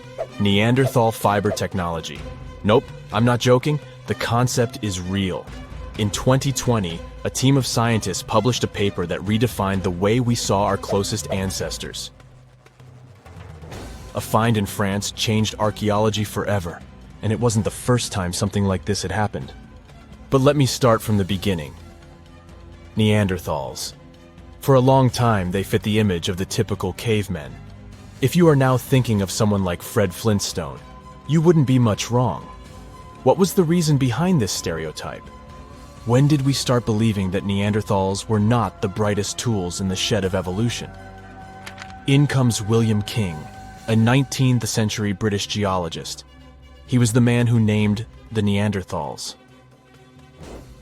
Based on the bones King found, the scientist declared the species not intelligent, and this image stuck with the Neanderthals for centuries to come. But a piece of string, just 1/4 of an inch long, changed everything. A small, dry river valley, Abri du Maras, was the place of the great find. Archaeologists unearthed a cord fragment next to a stone tool. Such twisted fibers could have been used for everything from making clothes to fishing nets. In prehistory, this was some advanced tech, and the Neanderthals seemed to have mastered it. Scientists already knew that these early humans made tar from birch bark, and that they produced shell beads. There's even evidence of Neanderthal art. They were definitely not primitive. The string section and similar finds are changing the way we perceive our ancestors. The world of archaeology is constantly changing. Take the pyramids in Egypt, for example. Turns out, they weren't really built by an army of people who the pharaoh made work until they passed out. Herodotus, the famous Greek historian, was the man who started the confusion. He claimed, in 500 BCE, that 100,000 men took part in the construction of the Great Pyramid in Giza. He made no mention of who they were and why they were building the pyramids. That's how the myth started. Huge stone slabs pulled by humans, driven by a foreman with a whip. But Egyptologists would beg to differ. Those are the scientists who study ancient Egypt's culture. Fairly recently, they uncovered a workers' village that told a different tale. Yes, there was evidence of hard work on the workers' bones, but the construction industry is demanding even today. It took almost 6 years for 12,000 workers to complete the world's tallest building, Burj Khalifa. Back in Egypt, 3 times more workers finished the Great Pyramid in around 2 decades. An impressive feat of ancient engineering, wouldn't you agree? Superiors looked well after the Egyptians who built the pyramids. Their diet was rich in protein. They had medical care and they got paid properly. In fact, they lived better than the non-working population. And they lived with their families near the construction site. Archaeologists know all this because they unearthed bakeries and dormitories with bread jars and other goodies. Looks like the pharaohs were okay employers after all, and the job market wasn't that terrible. They also kept detailed papyrus records of the build and hieroglyphs. You and I wouldn't stand a chance of reading these letters that resemble images. Egyptologists had the same problem. For over a millennium, no one had used this type of font. And it's not like there was an English ancient Egyptian dictionary you could open and find meanings of words. But all this changed in 1822. A couple of decades before, the French found a broken slab of black granite. The stone contained one text in 3 scripts: Ancient Greek, Egyptian hieroglyphs, and Demotic. The last one was also the Egyptian language, but in a simplified script. Scientists dated it back to 196 BCE. The content is a religious proclamation. A French philologist and Orientalist, Jean-François Champollion, was the first one to crack the code. You see, people haven't forgotten ancient Greek letters. The Frenchman successfully matched the Greek letters with the ones in the Egyptian script. And voila, we were finally able to read hieroglyphs. The name of the piece of granite that made it all possible was the Rosetta Stone. The importance of its discovery went beyond archaeology. The word Rosetta Stone even entered the English dictionary. It represents a discovery that helps people understand an enigma that has been puzzling them for a long time. There are similar games. A symbol is attached to a particular message. Then you have to decode the message by replacing the symbol with a corresponding letter. In a nutshell, this is what scientists did with the Rosetta Stone more than 2 centuries ago. Do you know what is the oldest deciphered language in Europe? It has an unattractive name, Linear B. The script belongs to the Mycenaean Greek language. It predates the ancient Greek alphabet by several centuries. You can easily guess which script it is descended from. Linear A. The people from Crete used Linear B more than 1,000 years ago.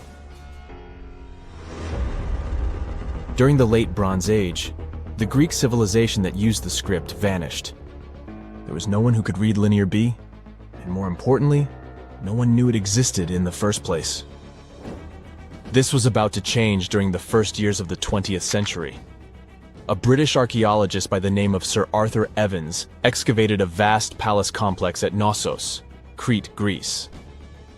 This was the center of the Minoan culture that created the enigmatic script. The palace boasted some 1,300 rooms. They had colorful paintings of dolphins, griffins, and bulls. All of these captivated the archaeologist's imagination. But their biggest find was at first overlooked. Thousands of slabs of baked clay. The fire that brought down the palace helped preserve the tablets. It was impossible to read the slabs, though. They were written in an unknown language. The scientific community had to wait for another half a century before Michael Ventris cracked the code. He was an English architect and cryptographer. Ventris studied Greek and Latin. While attending the famous archaeologist's lecture, the young man decided to solve the puzzle of Linear B once and for all. He managed to do so in 1952. One of Ventris's most amazing discoveries was that the script was an archaic form of Greek. But cryptology still hasn't solved the code of Linear A. This writing system will remain a mystery until a motivated young person like Michael Ventris comes along. They wouldn't have to be a professional archaeologist. Basil Brown certainly wasn't. Yet in 1939 he discovered the richest early medieval tomb in Europe. This happened in Sutton Hoo in the southeast of England. This wasn't an ordinary tomb made out of stone. It was a full-size ship, 3 times as long as a London double-decker bus. And that's not all. Apart from its main purpose, the ship was full of riches. Deluxe hanging bowls, feasting vessels, gold and dress accessories, and luxurious textiles were just some of the treasures found. Archaeologists were also amazed by the silverware from distant Byzantium. You probably know this city as Istanbul, Turkey. Even in our age, it's several days' drive from Sutton Hoo. Just imagine how much time and money it cost to import a silver plate in the 7th century. That's when the ship went down, according to archaeologists. The English couldn't have done it. At that time, there was no England. The people living in the British Isles at the time were the Anglo-Saxons. Perhaps the ship from the grassy mounds in Suffolk belonged to one of their kings? We will never know. The local acidic soil did away with any possible evidence, or no one laid there in the first place. It could have been a cenotaph, which is a monument constructed to honor an important person. The archaeologists still don't have a definite answer. But what they have found at Sutton Hoo shed light on the Dark Ages. Before the discovery of the ship, they knew little about what had been going on in Britain after the Romans left. Now, the image of the early Anglo-Saxon society was much clearer. Perhaps the English soil will be the site of the next great breakthrough in archaeology. The story goes that 2 Mayan twin boys loved to play ball. Sure, they were really good at it, but they also made a lot of noise when playing. The lords of the underworld soon became bothered by the sound and summoned the 2 boys to the underworld, a place the Mayans called Xibalba. As soon as the boys reached their gloomy destination, the lords of the underworld began putting them through a series of tests. Soon enough, the inexperienced twin boys failed the tests and lost their lives. But this was not in vain. This sad event resulted in the appearance of a beautiful fruit tree. Soon enough, a young woman saw a beautiful fruit on this tree and reached up to pick it. Legend has it that soon after that, she gave birth to another set of twin boys named Hunahpu and Xibalba. Just like their ancestors, these twins were great ball players, but they were equally as loud, and the lords of the underworld became annoyed again.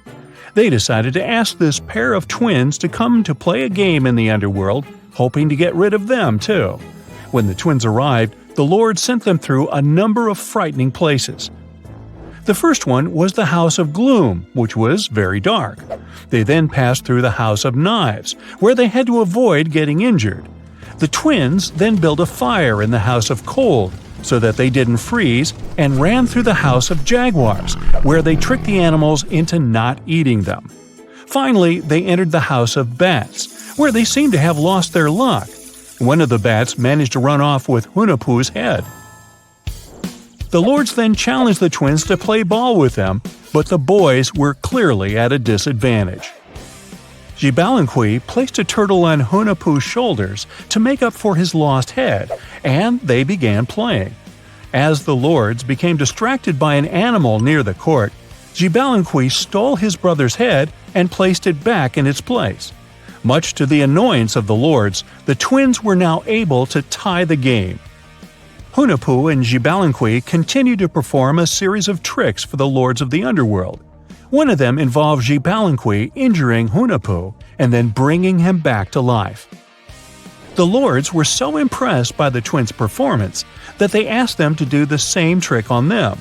Of course, the twins agreed, but after performing their trick on some of the lords, they refused to revive them.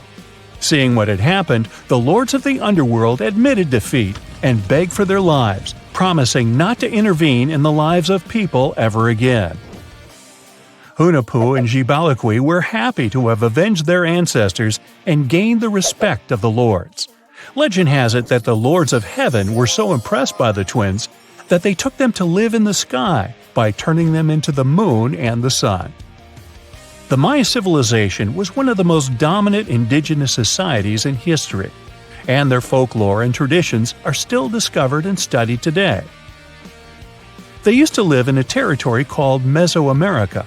It was made up of modern-day Mexico and parts of Central America like Guatemala, Belize, Honduras, Yucatan Peninsula, and El Salvador.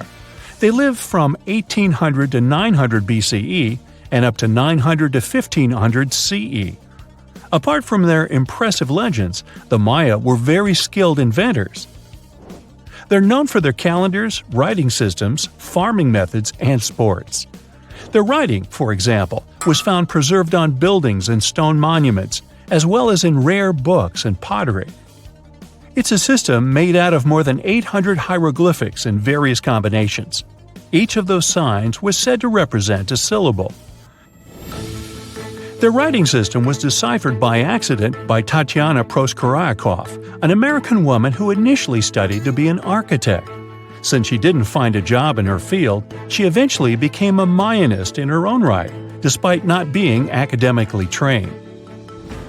She was the first to notice that the Mayan upended frog glyph meant birth, and that their toothache glyph meant the date when the king ascended to the throne. It made it easier for scientists to pinpoint birthdays, as well as the names of the rulers of a specific Mayan dynasty. They also invented the concept of zero, which is seen as one of the greatest innovations in mathematics, physics, and human history altogether. Sure, even back then, people understood the idea of having nothing, but the concept of zero as a number is a relatively new invention. A fun fact about Mayans is that they really liked hats. The bigger your hat was, the more important you looked. Not only was it a sort of fashion statement, but it also made them look taller, which was a big deal for their aesthetic. The Mayans also came up with one of the most intricate and complex calendars in human history. It was the first to use zero as a placeholder. Their calendar ended on December 21st, 2012, which led some people to believe that it translated to the end of the world. Obviously, that was not the case. It just so happened that the date coincided with the end of a Mayan cycle of years. But you know, as advanced in science and astronomy as they were, they did make some mistakes. One of them was their belief that the world was flat. Their theory was that the four corners of the world were watched by the brother lords, who kept the sky from falling over their lands. Hats off for their menus, though, as they were well-known chocolate eaters. They turned eating chocolate into a form of art. The drink they made wasn't really like the hot chocolate we enjoy today, though. The recipe included mixing cacao with water, honey, chili pepper, cornmeal, and other ingredients to make a foamy, spicy drink. The ritual of drinking cacao was a crucial part of their celebrations. We're not done discovering all the amazing parts of their architecture and civilization. It was only a few years ago that a Maya pyramid was found at Tonina, in the Mexican state of Chiapas. It was estimated to be more than 1,000 years old. The reason why it escaped archaeologists for so long was that it lay hidden under what was believed to be a natural hill. The ruins of 2 Mayan cities have been recently discovered in the Mexican state of Campeche. Why didn't we find them until now? Well, they were concealed by really thick vegetation, which made it difficult for archaeologists to reach them. The Mayans didn't just disappear. Their descendants are still around today, many of them choosing to live in their ancestral homelands. You can find them in Guatemala, for example, where the Maya people make up the majority of the population. Overall, the Maya ethnic group contains people that speak different Mayan languages, such as Yucatec, Quiche, Quechua, or Mopan. They had no idea what a spa day was, but the Mayans really enjoyed a nice sweat once in a while. Sweat lodges were discovered around ancient Mayan sites. They were built out of stone or adobe. These rooms were an essential part of their cleansing and healthcare rituals. One of the earliest sweat lodges was found in Quello in northern Belize and appeared to date back 3,000 years. One of the most important parts of the Mayan culture was a ball game which they named Pix. It had both political and spiritual significance. We can see ball courts at important parts of Mayan archaeological sites. The main goal of the game was to pass a rubber ball through a very high stone hoop without using your hands. Basically, it was a combination of soccer and basketball. However, it could have serious consequences. The loser could, at times, even lose his own life. Ooh, high stakes indeed. Because of this game and the need for bouncy balls, the Mayan people were some of the first cultures to use rubber. They made it using natural latex. There were different kinds of rubber depending on what natural substances the latex was mixed with. And that, my friend, is the way the ball bounces. Sorry, but you know me, I just couldn't resist. Consider the Great Pyramids, one of the original 7 wonders of the world and the only one that still exists today. Did you know that the pyramids of Giza weren't the only pyramids out there? And they weren't even the first ones. First, there were the pretty good pyramids, but they didn't catch on. Nah, I made that up. Back to the story. In ancient Egypt, it was believed that kings were chosen by gods to serve on earth as their mediators. In the afterlife, they were expected to become gods themselves. The pyramid complex was built to make sure that the king had everything they might need in the afterlife. The complex included the pyramid, a palace, and temples. The tomb in the pyramid, where the king was buried, was filled with many things they might need, like furniture, food, and gold vessels. Actually, the first pyramid had been built 80 years before the first pyramid of Giza appeared. Overall, there were around 100 of them. Some weren't finished though, since the construction took a while and not every pharaoh lived long enough to see the end of the construction. And now let's talk about the construction itself. The biggest of the pyramids of Giza is as tall as a 40-story building. So how on earth did they manage to build a structure that massive 5,000 years ago, long before machines and other equipment appeared? Well, let's figure it out. So Pharaoh Khufu ascended the throne around 2575 BCE, and his architects started the construction of the oldest and biggest of the pyramids of Giza. He figured that over 2 million limestone blocks had to be used to build the pyramid, each weighing around 2.5 tons, around the weight of a rhino. The architect wanted to finish the construction in 20 years. To make it possible, a stone had to be carried and pushed into place every 4 minutes, 24 hours a day, 7 days a week, and 365 days a year, except leap year. So obviously, a lot of workers were needed to make it happen. Many believe that it was enslaved people who worked at the pyramid's construction site, but that's not true. Workers came from all over Egypt to contribute to the project. All in all, around 25,000 of them. The Egyptians were doing all kinds of work, starting with manual labor and crafting tools to administrative work.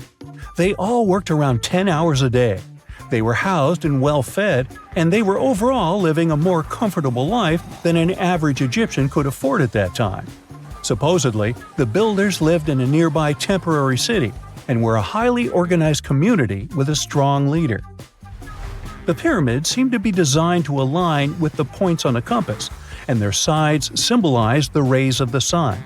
But back at that time, there were no compasses. Ancient Egyptians figured out the directions themselves and with amazing precision. To align the pyramids, they used two constellations. The construction site was arranged on the west bank of the Nile River. This also had a symbolic meaning. Just like the sun sets in the west, life sets in the west as well.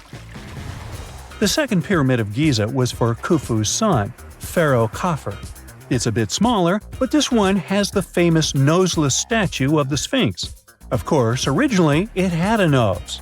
I would tell you what happened to it, but it's still a mystery, and no one knows for sure. Sphinxes have the body of a lion and the head of a human. They were considered guardians of important areas. This famous Sphinx, also pronounced Sphinx, has the head of Pharaoh Khafre and is guarding his pyramid, facing the sunrise. The Sphinx is one of the biggest and oldest statues in the world. Originally, it not only had a nose, but was also painted. Scientists have discovered traces of the red color of its face. So, most likely, the Sphinx was painted red. There are also remains of yellow and blue color on its body. The statue definitely wasn't boring. Till around 1800, the Sphinx was buried up to its shoulders until an adventurer with a team of 160 men dug it out. But let's get back to the construction. The workers, of course, needed stone blocks. There were two main places where people could get these stones. One source was close to the construction site, but that fossil-lined yellow stone was only suitable for the pyramid's interior. The limestone blocks for the exterior were hauled from 8 miles away on 30-foot-long sleds. Apparently, it wasn't too hard to pull them. The sand mixed with the right amount of water was pretty slick, and 10 people could move a sled even with a rock weighing so much. Surprisingly, cutting off a block of limestone wasn't the biggest problem. When in the ground, it was soft and could be split relatively easy. But after getting exposed to the air, limestone hardens. So the most difficult part was to shape the blocks. That step was crucial because the smallest inaccuracies could lead to the whole pyramid collapsing. So, okay, those limestones were mined, carried on a sled, shaped, and then what? How could they be put into place? Well, this is still a mystery. Archaeologists have discovered the remains of a ramp system that dates back around the time the pyramids were being built.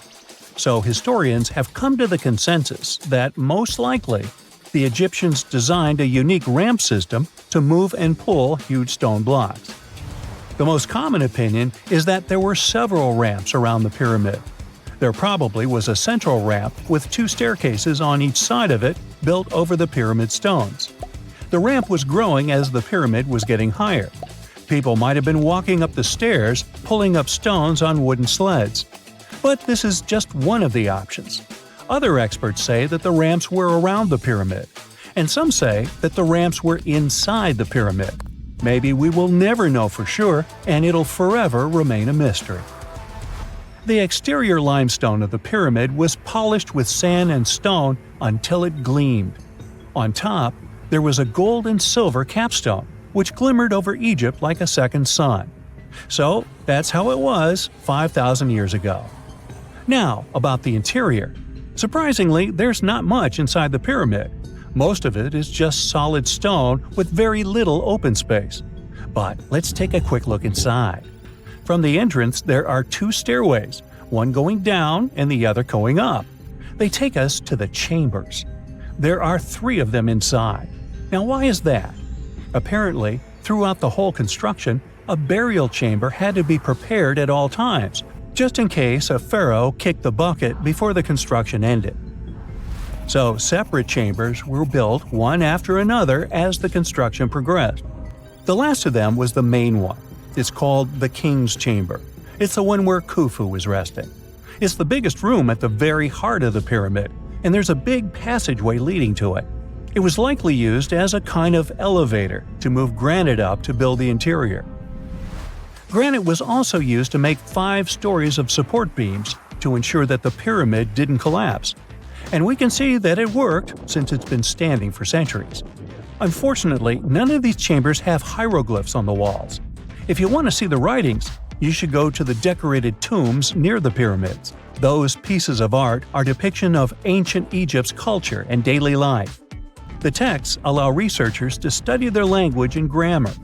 The treasures that once were in the pyramids have been taken by people. There are also many secret tunnels and passages inside the pyramids, but even today, no one knows the whole plan of the interior. Scientists have been sending little robots with cameras inside for many years, but there's still a lot we don't know about the pyramids. Now they're trying to use an X-ray to scan the pyramids from the outside, without going inside. So yeah, ancient Egyptians did create a mystery no one has been able to crack for 5,000 years already. This just in, the world's oldest pyramid was built during the last ice age. And I'm not even talking about Egypt. I'm saying our ancestors might have spewed a 27,000-year-old pyramid in West Java. Gunung Padang is not exactly shouting pyramid. It's more of a mound with huge scattered stones tossed all over it. But local people seem to revere it, and they have for centuries.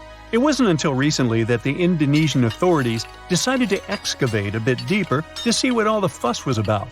They ended up finding the remains of a human settlement. It was rather unexpected, since the mound is pretty high up. This excavation could only prove there were humans in the area as far back as 45 BCE, which sounds reasonable. It was up to an Indonesian geologist named Donny Hillman to prove that Gunung Padang is the world's first pyramid. He used all sorts of new technology to support his claim. Our guy used carbon dating, which digs deep into the earth and takes whole chunks of soil. He found layers and layers of constructions, like he was digging up Rome and finding ancient buildings buried in the ground. His research proved that there had been caverns and even rooms down there, which could only mean one thing: humans. As for the rocks located up in the mound, they were most likely strategically placed by the people who lived there back in the day. They needed a place to meditate, so they arranged things in a harmonious way. Their smooth surfaces wouldn't be the result of years of erosion, but the works of great sculptures, the Michelangelos of their day, let's say. If this is all for real, then human civilizations began way before we think they did. Our ancestors, the Paleolithic humans, didn't have what it took to be considered a civilization, especially not the tools and knowledge to build pyramids. They needed a lot of masonry skills, which weren't all that available during the last ice age. His peers don't share this view, though. They could believe Hillman's theory if he had found evidence such as charcoal and bone fragments, but he didn't. Flint Dibble, another archaeologist, says that without concrete evidence of human activity, there's no proof of an actual pyramid. In this case, all the data proves is that the soil in the mound dates back to 27,000 years ago. He thinks the rocks on top of the mound just slipped down the hill, like rocks normally do. Only a complex society would have managed to build a stepped pyramid like they claim it was. But according to Bill Farley, an American archaeologist, there's just no reason to believe there were any settlements in Indonesia during the last ice age. Now, just so you know, the oldest known ancient society with this kind of knowledge is probably 11,000 years old and used to occupy the region of modern-day Turkey.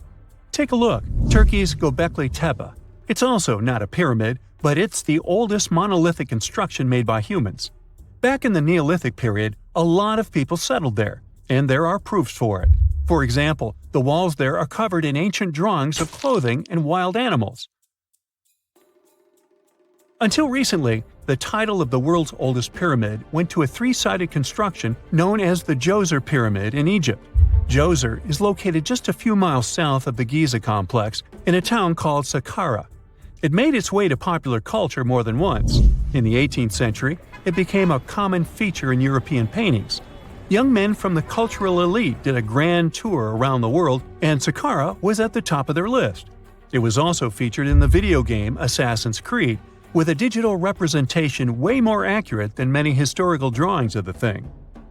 That was kind of a big deal in ancient Egypt, to build pyramids for kings to spend their afterlives. And if you thought the Khufu pyramid was the oldest one in the world, well, Djoser was built 70 years ahead of that time.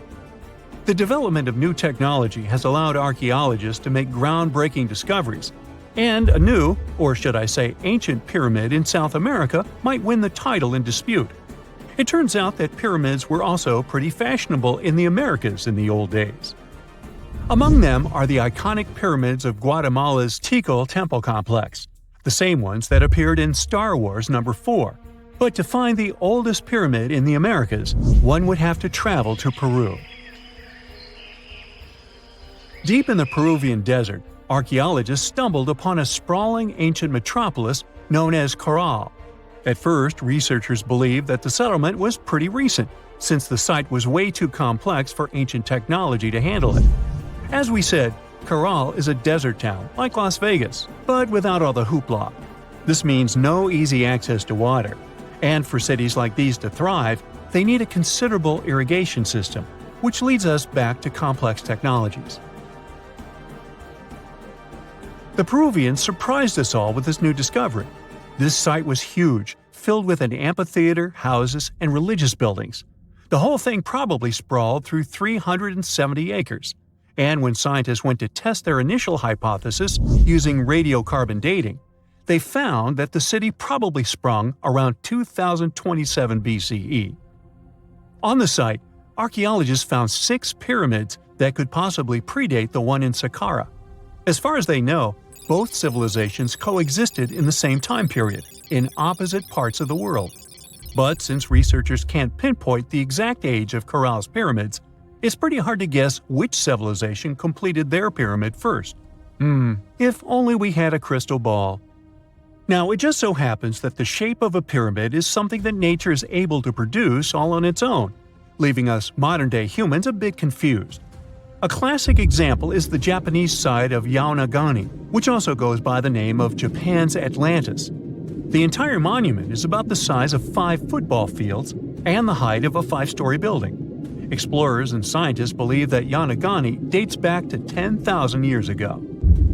For Japan's top marine geologist, Professor Masaki Kimura, Yaonagani is the heritage of a lost civilization. Kimura has dived into exploring the ruins over 100 times over the past 10 years. To him, there are clear signs of human activity down there. Check out this triangular-shaped pool on the monument's surface. Kimura thinks it's actual proof of humans, because this triangle-shaped concave is a historical symbol of water fountains in the region. As it happens with a lot of these cases, not all scientists are convinced the same. For many, Yaonagani is probably the result of thousands of years of erosion, and the fact that the monument is composed of one massive rock leads them to believe it is not really human-made. Sure, these huge basalt columns may look like the ruins of a palace, but they're most likely the result of the intense volcanic activity in the region. And speaking of natural formations that really look like a human made it, a pyramid on Mars has been a hot topic lately. Humans have been keenly trying to prove that there is life on Mars for quite some time. But some are stretching it really far, saying that little green or gray people built a pyramid on the planet to try and build their own civilization. This picture was taken over a decade ago by the Mars Reconnaissance Orbiter, the MRO, but it started to resurface recently. It shows what looks like a 3-sided pyramid. Some people claim that the smooth side of the pyramid could only be the effect of otherworldly work. Then science comes along and explains that Mars is home to one of the deepest canyon systems in the whole solar system. The so-called pyramid is located in what is known as the Kandor-Chasma region. This Martian region has a bunch of similar formations that are nothing more than the result of erosion. Nothing supernatural going on there, apparently. In July 1990, 4 Czech guys decided to go on an adventure to find the Mongolian death worm, a creature that might have inspired the monster you've seen in the movie Doom.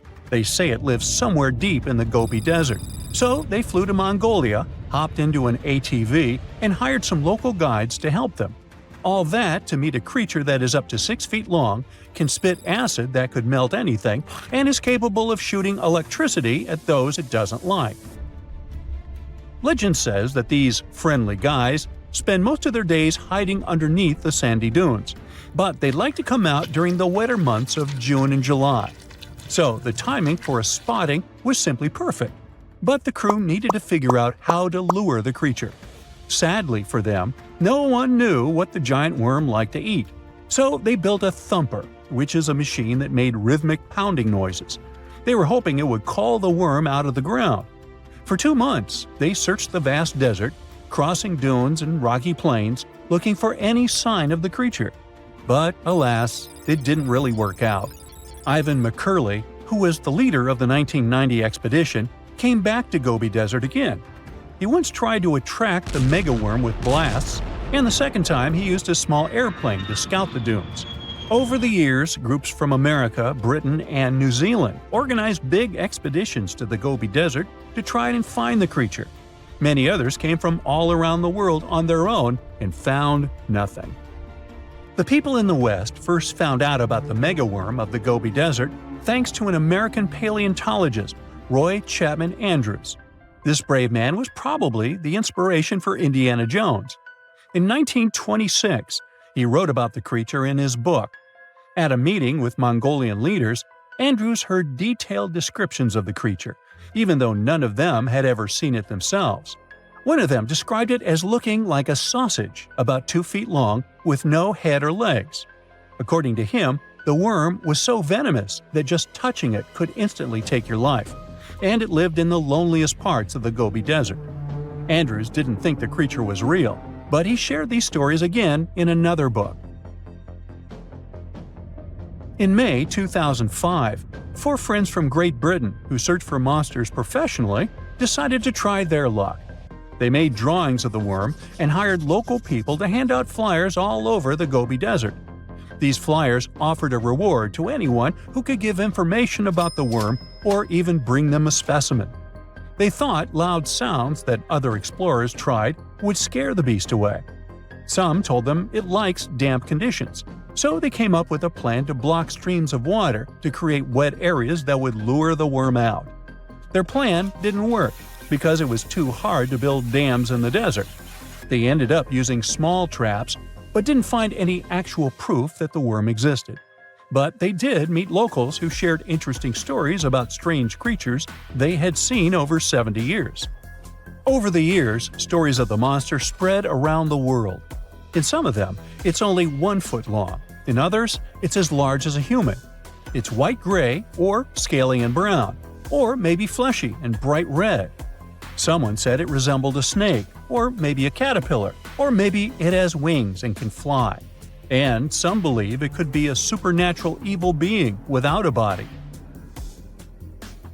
Maybe the stories are so different, and the search operations are so fruitless, because the creature doesn't even exist. Or it could be one of many cryptids.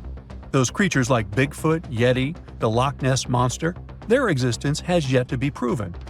In 1983, one scientist who was visiting the region heard that an old man had managed to catch the mysterious worm. He also learned there was a nest nearby.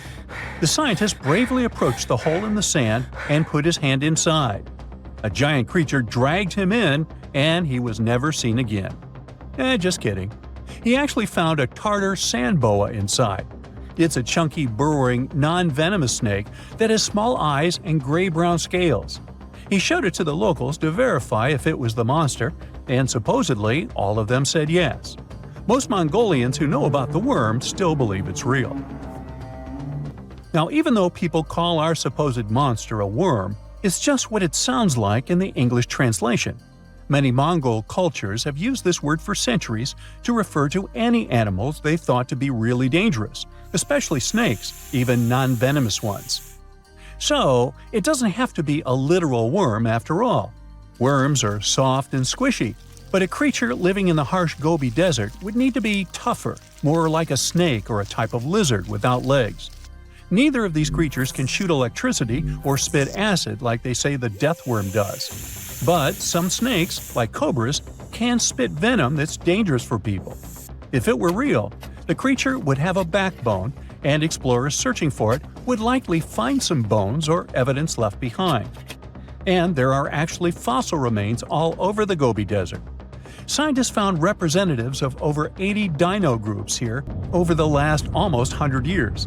It all started with the world's first dinosaur egg nests. This discovery changed all the scientists knew about dinos. It was the first proof they laid eggs.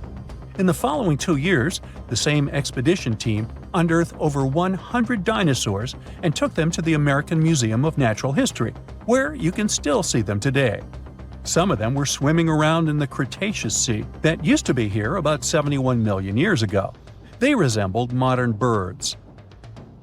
The mystery of the megaworm is still unsolved, but there used to be another mystery scientists finally managed to explain.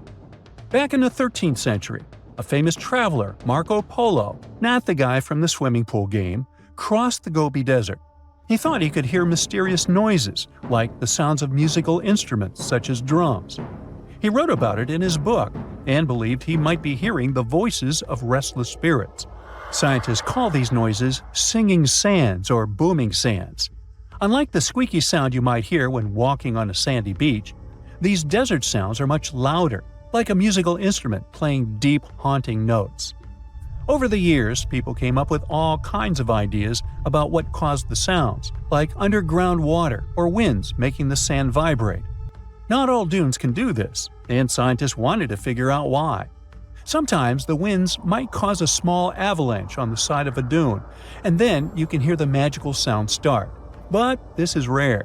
So, to study it, scientists had to help the dunes sing. They climbed to the top of a dune and slid down on their backs, using their hands and feet to push sand down. As the sand tumbled, the sound started softly and got louder. They could even feel the vibrations with their hands. So they found out that for a dune to sing, a few special things need to happen. The grains of sand must be the right shape. The dune has to be big, and the sand must be very dry, so no singing after it rains. Inside the dune, there's a hard layer of packed sand that acts like a giant speaker. This layer bounces the sound waves back and forth, makes the noise louder and louder, and creates a haunting melody that can fill the desert air. In other words, the dunes can play tunes. Yeah, sorry, I couldn't help myself with that one. A ship filled with gold and other treasures worth over $13 million was found in the middle of the Namibian desert after almost 500 years. The worker who found it was actually looking for diamonds, but ended up with something way more valuable for history.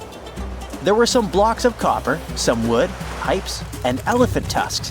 The miners called for an archaeologist, who soon realized it wasn't a disturbed beach like they thought, but a shipwreck. All evidence showed that it was a Portuguese trading vessel, Bom Jesus, that went missing in the 16th century.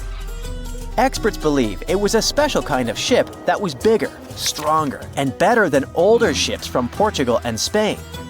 These ships were built to take Portuguese explorers on long trips to distant places like India, China, and Japan, and come back with tons of cargo. The Bom Jesus was likely carrying treasures from Lisbon, Portugal, to Western India. But it looks like on its way around the southern tip of Africa, near Namibia, a big storm pushed the ship too close to the shore. The ship hit a rock, tipped over, and broke apart, sinking into the ocean. Archaeologists found treasure from the captain's chest under the water, which probably fell out when the ship's wooden hull broke. They also found pieces of the ship scattered along the shore, likely from the violent storm and later by construction in the area. The storm must have been very fierce, but they didn't find many bones, which means most of the crew may have survived or were lost at sea. The ship was split into 3 sections and incredibly well preserved, thanks to the thick layers of sand that covered it and prevented rot. Archaeologists who studied the wreck discovered over 40 tons of cargo. There were cannons, swords, blocks of metal like lead and tin, fabrics, and tools that sailors used to navigate the stars while traveling across the ocean. The most exciting discovery was 1,845 copper ingots, weighing as much as 16 to 17 tons altogether. Those copper ingots, or pieces of pure metal, are still in great condition because the hull of the ship and layers of sand protected them from ocean water. The scientists even managed to read the trademarks on them on site and learned they were made by a super wealthy German trading company. There were also more than 2,000 shiny gold and silver coins from different countries, and 105 enormous elephant tusks weighing about 2 tons. The tusks were likely supposed to become luxury items, like jewelry or carvings at the destination. Archaeologists took some DNA samples from the tusks and found that they came from West African forests and savanna elephants. Researchers were lucky that the ship was found in a restricted diamond mining area. No scavengers were able to get their hands on the treasures. The Bom Jesus remains the oldest and most valuable shipwreck that was ever discovered off the western coast of sub-Saharan Africa. Another shipwreck recently found by accident was buried under a 10-foot tall sand dune near the Caspian Sea. Some people call it the world's largest lake, and it has water levels that rise and fall over time because of the changes in weather patterns. These changes can move sand and uncover things like this shipwreck and other treasures along the coast. As the dune slowly disappeared, the ship started to show. Before digging it out, scientists worried that waves from the sea might damage the wreck. To protect it, they built a wall using thousands of sandbags to keep the waves away. When the ship was uncovered, they discovered it was a 3-masted, 92-foot-long merchant ship with a strong double hull. Wood samples showed the ship was built in the 18th to 19th century using trees like Scots pine, spruce, and larch from the Volga River area or the Caucasus. They even found buckwheat and plants from the same region, which were probably traded or used to feed the sailors. It proves that the ship was part of a group of merchant ships that once sailed the Caspian Sea. An amateur fisherman who was 20 feet under the sea off the coast of Turkey noticed some huge metal remains. He had an underwater camera, so he made footage of the discovery and took it to scientists. They immediately started an investigation and learned that it must be a shipwreck from the first decades of the 20th century. It could be one of the Ottoman Empire ships that had an important mission to deliver supplies, but disappeared without a trace. Scientists got permission to study this Black Sea wreck in detail to learn more about its mysteries. They're hoping to find its shipyard documents to find some answers, as the ship itself is in terrible condition and is tricky to work with. Robot submersibles that belong to an oil and gas company noticed hundreds of intact ancient storage jars sitting on the seabed in the eastern Mediterranean. Experts think those jars are 3,300 years old. This makes the find the oldest shipwreck from the deep sea. The jugs were probably used to store oil or other agricultural products like fruit. This proves that the people who made them organized maritime trade and had incredible navigational skills. It looks like the ancient mariners managed to traverse the Mediterranean Sea without a line of sight to any coast. All they could see was the horizon, so they must have used the sun and other stars to find their way. Off the coast of Sicily, under 20 feet of sand and rock, archaeologists found a shipwreck so old that they aren't even sure what materials were used to build it. They think the ship is from the 5th or 6th century BCE, which means it's over 2,500 years old. This ancient ship wasn't alone. Researchers also found 2 iron anchors shaped like an upside-down T from around the 7th century of the Common Era, and 4 stone anchors from prehistoric times nearby. One of the stone anchors was broken and may have had wooden pieces attached to help it hold on to the seafloor. They figured out that the ship itself was built using the on-shell technique. The wooden planks of the ship were connected so tightly that they could support the ship on their own, with extra beams added just to make it stronger. Sadly, the ship's wooden hull is very fragile now because tiny sea creatures that eat wood have damaged it over the years.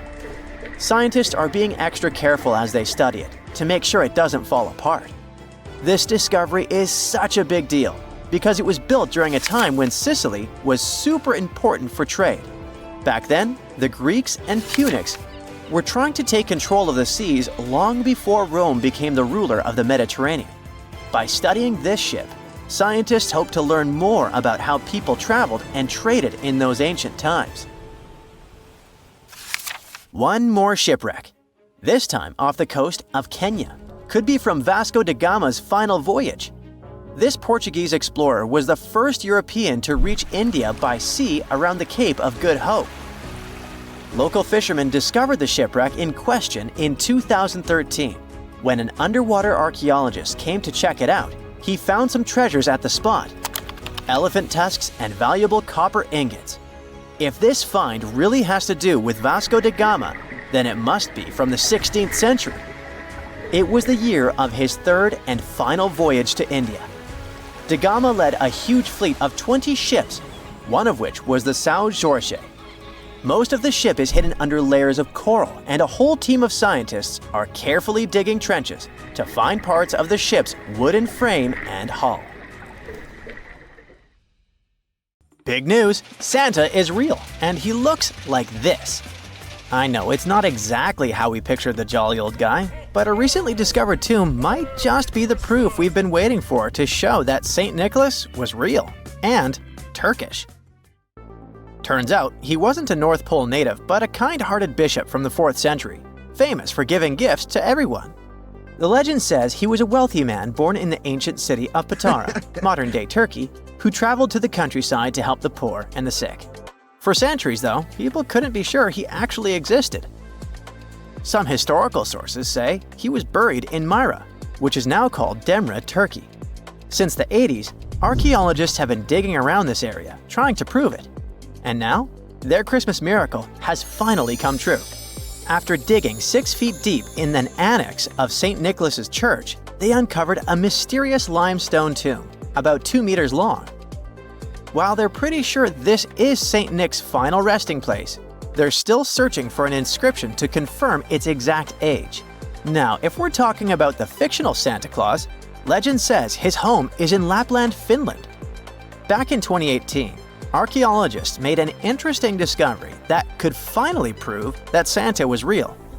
They were digging at a site called Tiny Aro when they stumbled upon about 200 burial pits. But when they looked inside, there was definitely no sign of Santa. Actually, there were no human skeletons at all, just a bunch of things like pottery and animal bones. So no one really knows what this place was. That was the complete opposite of what happened with a group of archaeologists working in the ancient city of Petra, Jordan. Since 2003, there have been rumors about hidden chambers beneath the famous monument called Al-Khazneh, also known as the Treasury. 21 years later, a team finally decided to dig and uncovered an intact tomb. Inside, they found at least 12 human skeletons and artifacts, estimated to be over 2,000 years old. Hundreds of thousands of tourists travel to Al-Khazneh every year, and most of them probably go there to see the site of the Holy Grail in the movie Indiana Jones and the Last Crusade. So, do you want to know the funny part? One of the skeletons in the tomb was clutching a ceramic chalice that looked a lot like the Holy Grail. You probably remember the devastating fire that caused massive damage to Notre Dame in Paris back in 2019. Because of that, the building, originally built between the 12th and 13th centuries, had to be restructured. But archaeologists saw it as a golden opportunity to dig into the site and uncover its hidden secrets. The team was only allowed to dig about 16 inches beneath the floor, but that was enough. As soon as they removed the floor tiles and cleared away a thin layer of dirt, they spotted the top of a lead coffin. Then, they found some limestone sculptures, including life-sized heads and torsos. Altogether, they uncovered over 1,000 fragments of different works of art. Ancient statues have been found in the most random places, including a sewer. In July 2024, Bulgarian archaeologists were checking a Roman sewer in the ancient city of Heraklia Sintica. when they found a nearly 7-foot-tall marble statue of Hermes, the Greek messenger deity. This town was completely devastated and abandoned after 2 earthquakes, one in the year 388 and the other in the year 425. But somehow, it didn't destroy this statue. In fact, its head was found in surprisingly good condition. Finding ancient artwork is definitely fascinating, but imagine stumbling upon an entire hidden city in the Amazon rainforest. Using high-tech lasers, researchers uncovered a lost civilization with thousands of structures and a whole network of roads, canals, and houses, all buried beneath the dense jungle. This city was built around 2,500 years ago, in an area located in the shadow of a volcano, which, by the way, could have erupted and destroyed this civilization at some point. It's hard to say exactly how many people lived there, but experts estimate they stayed up there for about 1,000 years. This discovery proves ancient people also had huge organized cities in the middle of the Amazon. A similar thing happened in Campeche in southern Mexico. An archaeologist was doing some research on the internet when he accidentally discovered a hidden Maya city. This area, now called Valeriana, was huge, about the size of Edinburgh, the capital of Scotland. It had pyramids, sports fields, amphitheaters, and paths connecting different districts. Thanks to satellite images, archaeologists uncovered an entire unknown civilization from the Bronze Age. They were checking out aerial images when they discovered 100 prehistoric settlements in the Pannonian Plain, a region that includes parts of what's now Serbia and Hungary. The people who lived there are now known as the Titsa site group, and it looks like they were a pretty well-organized society, skilled at growing food, hunting, and fishing. Google Earth helped a team to uncover a mysterious set of 400 ancient gates in Saudi Arabia. These gates, scattered across the desert, are thought to be from thousands of years ago. They're made of stone and arranged in weird formations that have left archaeologists scratching their heads. I mean, they don't look like they were meant for funerals, and they don't seem like structures where people lived. So, we still have no idea what they are. Technology is really changing archaeology. Thanks to artificial intelligence and, well, a $1 million prize, we've finally been able to decipher part of an unreadable and super damaged ancient scroll. The Herculaneum scrolls were discovered by workers digging up the ancient town of Herculaneum near Pompeii in 1752. But their condition was so bad that, for years, they were considered indecipherable. Thankfully, AI has helped unveil their secrets. Based on the studies so far, experts believe that one of these scrolls was written by a philosopher who valued pleasures, like music and food, above all else. No doubt, Stonehenge in England is one of the most mysterious places on Earth. Some theories even suggest it was built by extraterrestrials.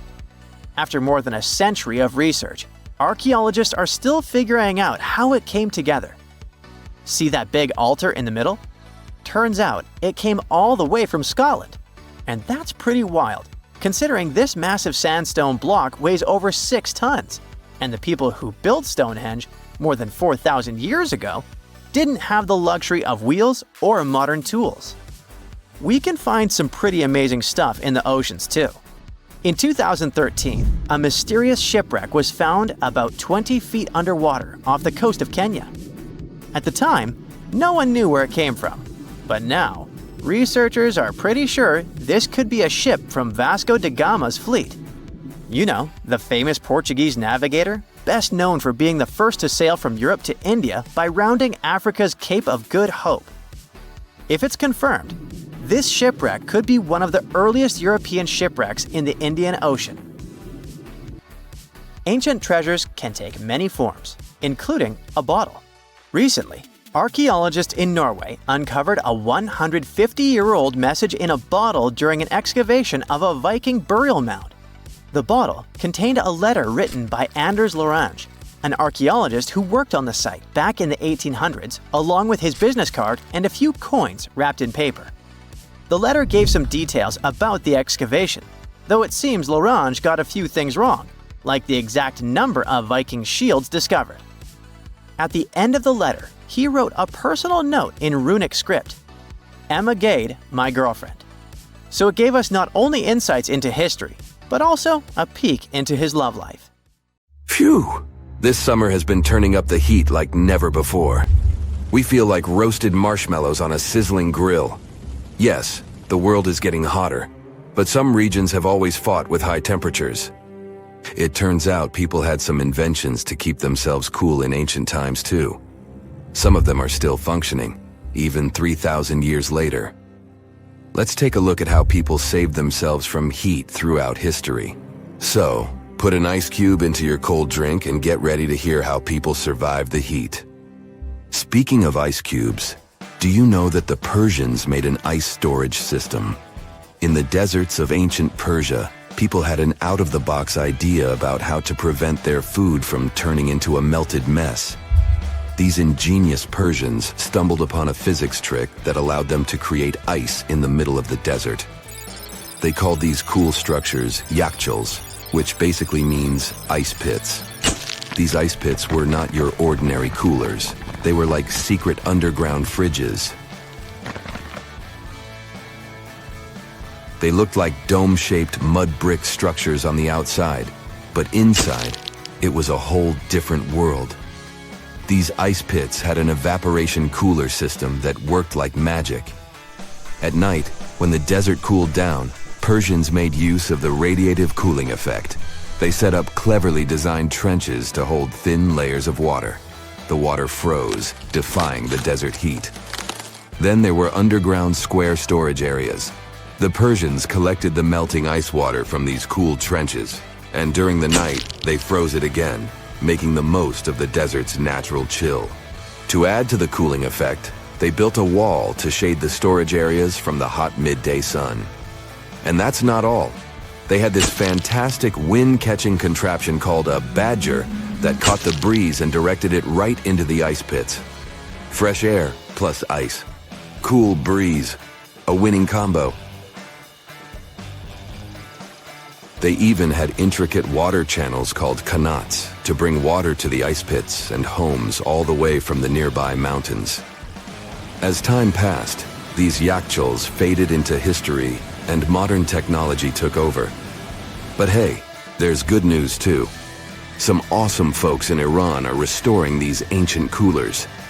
So, if you ever find yourself in the desert, don't forget to pay a visit to these marvelous places and witness the genius of the ancient Persians firsthand. Now, I want to focus more on the wind catchers because they don't just help make ice cubes. They actually function as a cooling system as well. Back in the day, those clever architectural wonders were all the rage in places like Persia, modern-day Iran, Egypt, and the Middle East. Imagine tower-like structures with openings at various levels strategically placed to harness the power of nature's breeze. These openings were like magical portals for the wind. They captured those refreshing gusts and guided them right into people's living spaces. Basically, they were natural air conditioners. The breeze would gracefully flow downward, cooling the ground as it danced through the building.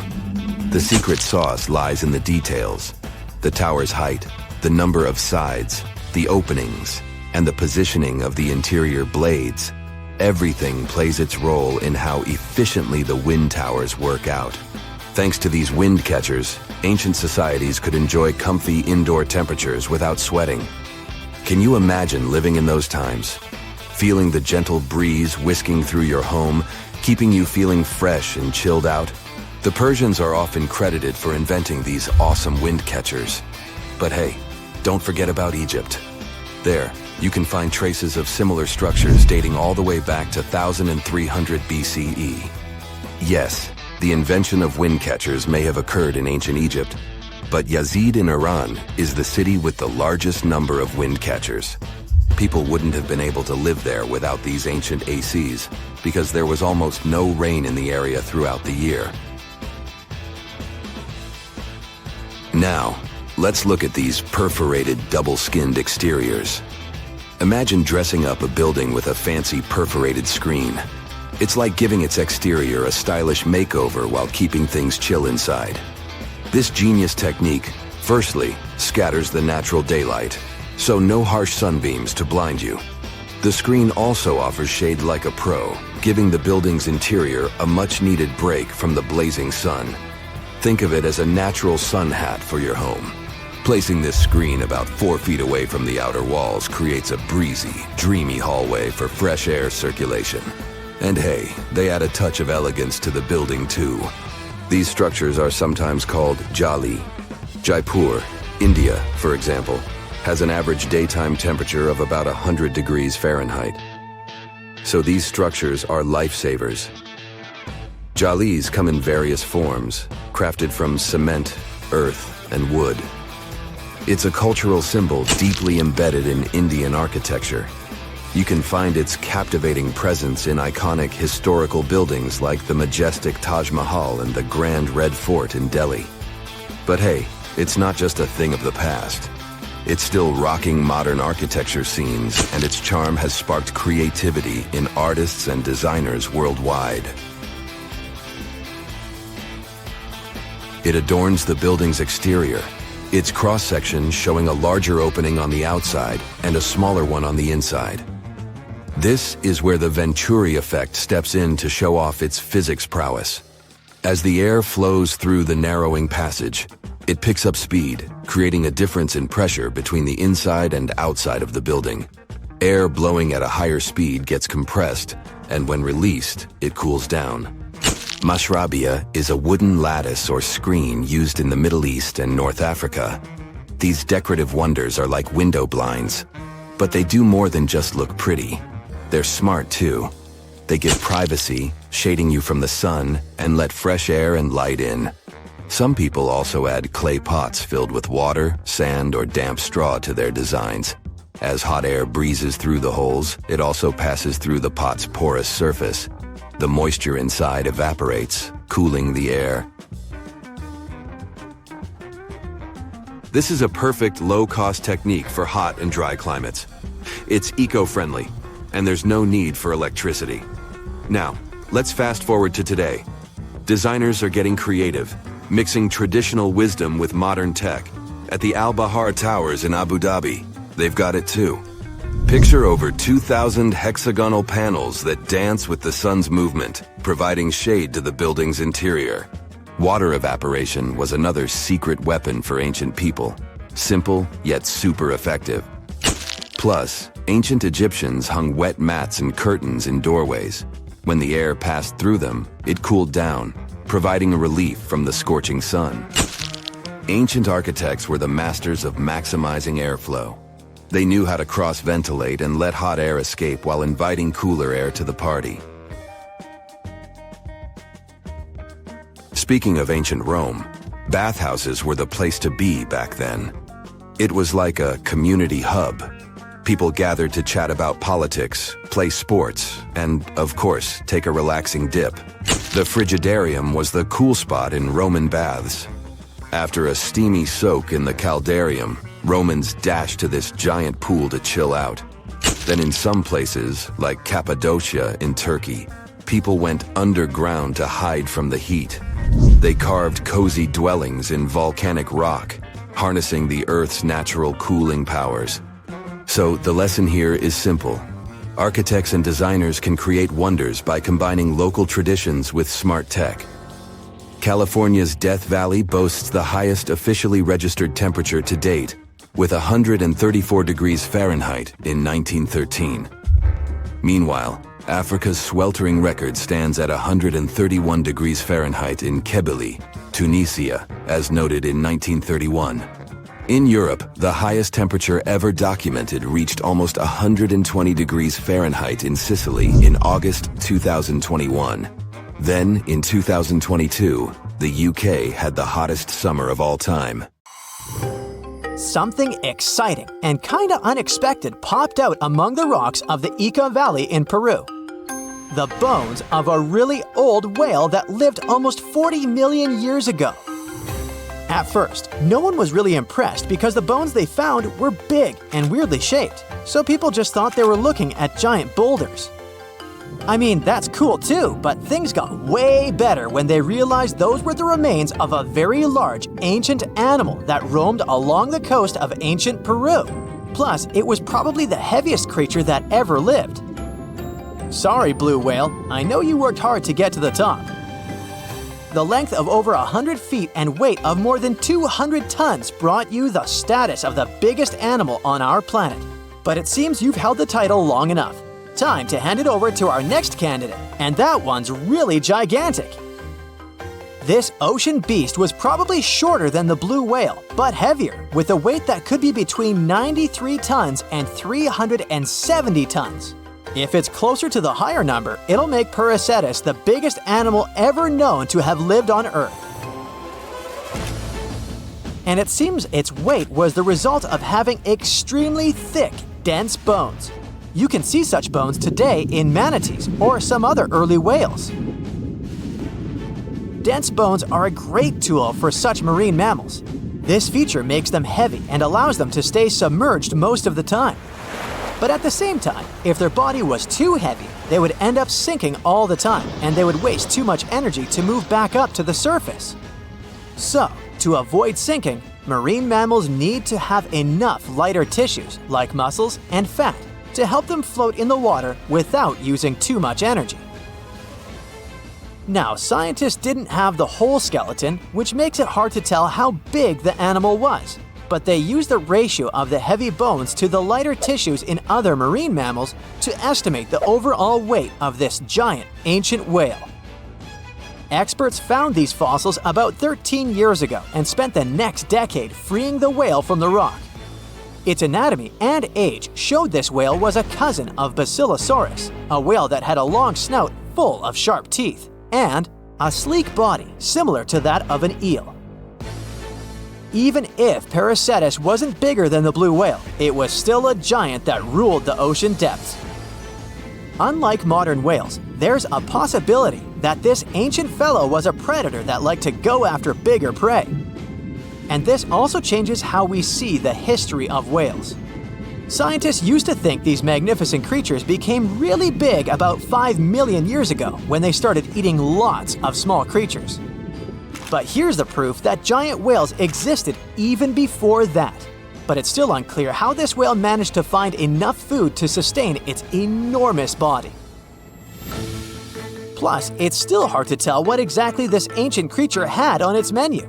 It was pretty large and not such a fast swimmer, so it's possible it searched for food in shallow waters. Then it probably ate crustaceans, clams, or some other small animals hiding in the sand.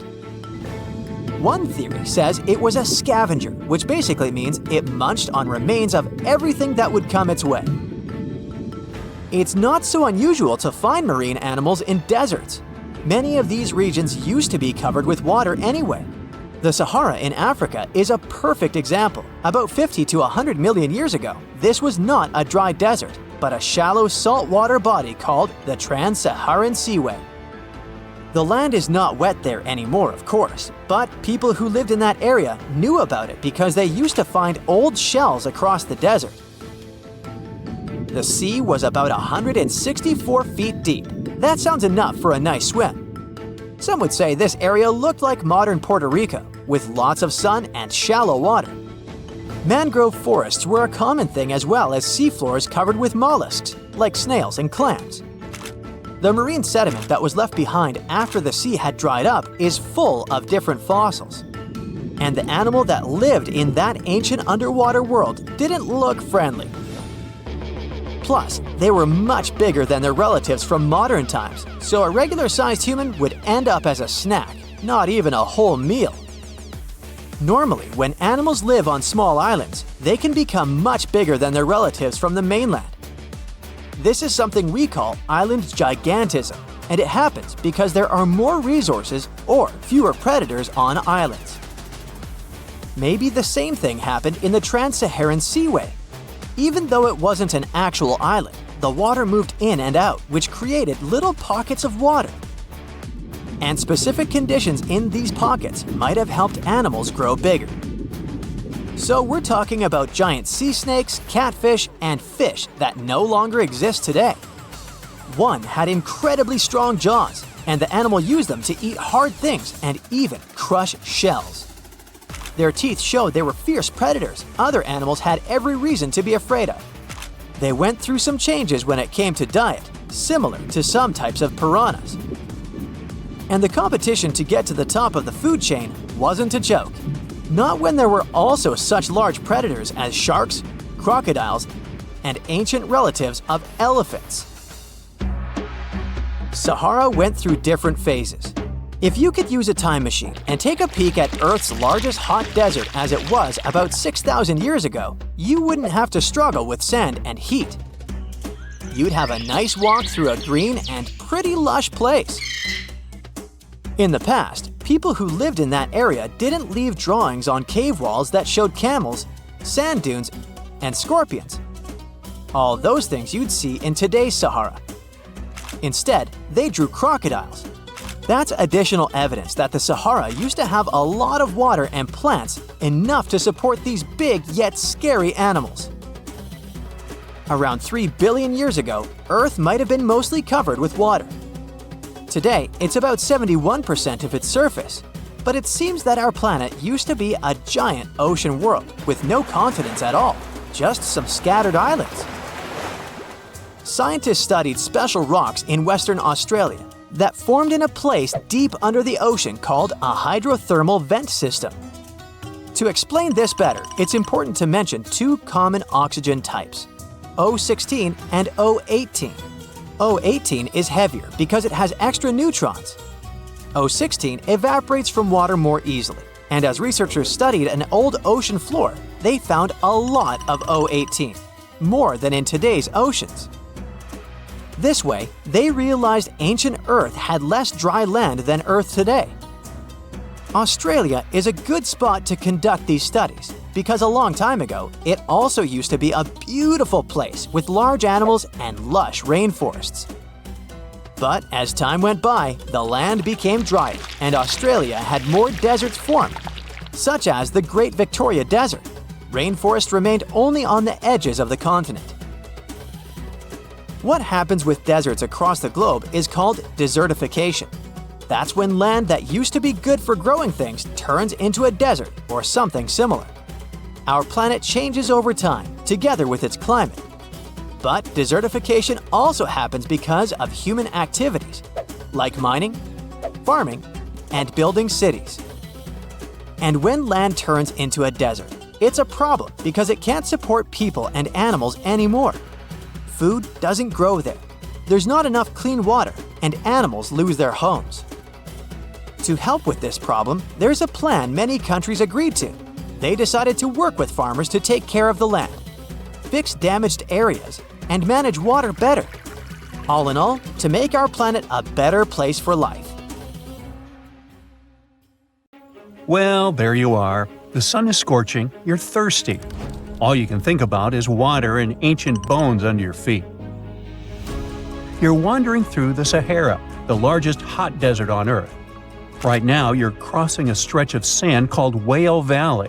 And all over these 75 square miles of land, fossils cover the ground so thickly that you can't help but step on them. Paleontologist Hesham Salam says it's an unusual picture in this place. The bones are poking right out of the cliffs, as if they're calling to you to come check them out. You can spot ribs scattered all over the place. Look at these vertebrae. They're giant. Ooh, the creature they once belonged to must have been up to 65 feet long. The fossils show that the animal had a streamlined body like today's whale, but still had features like hind legs and feet.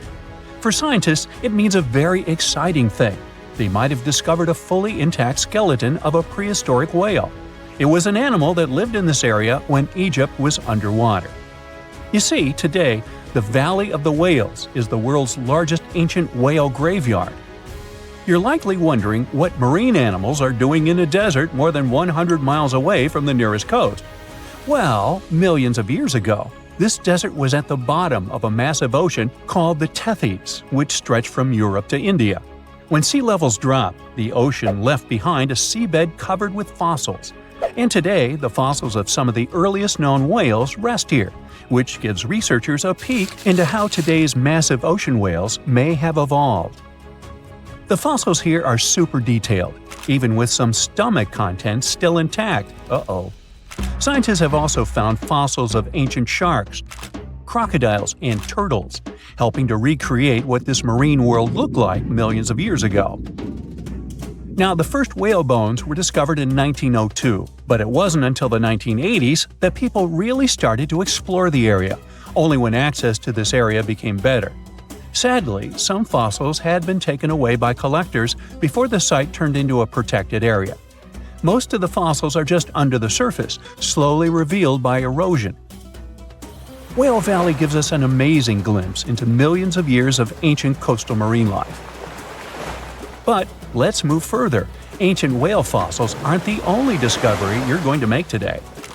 For over 150 years, scientists have been puzzled by a strange creature that lived millions of years ago.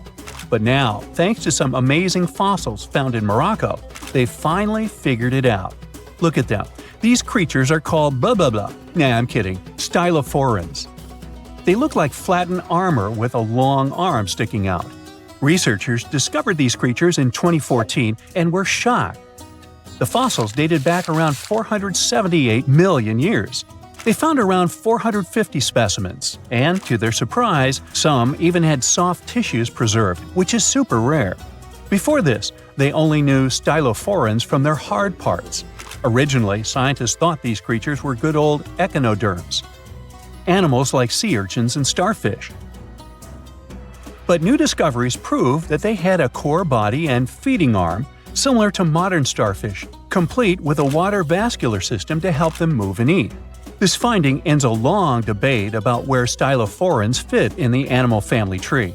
Now we know they're related to echinoderms, but are more advanced because they don't have the typical 5-ray symmetry. Ooh, come here and look at this giant fossil.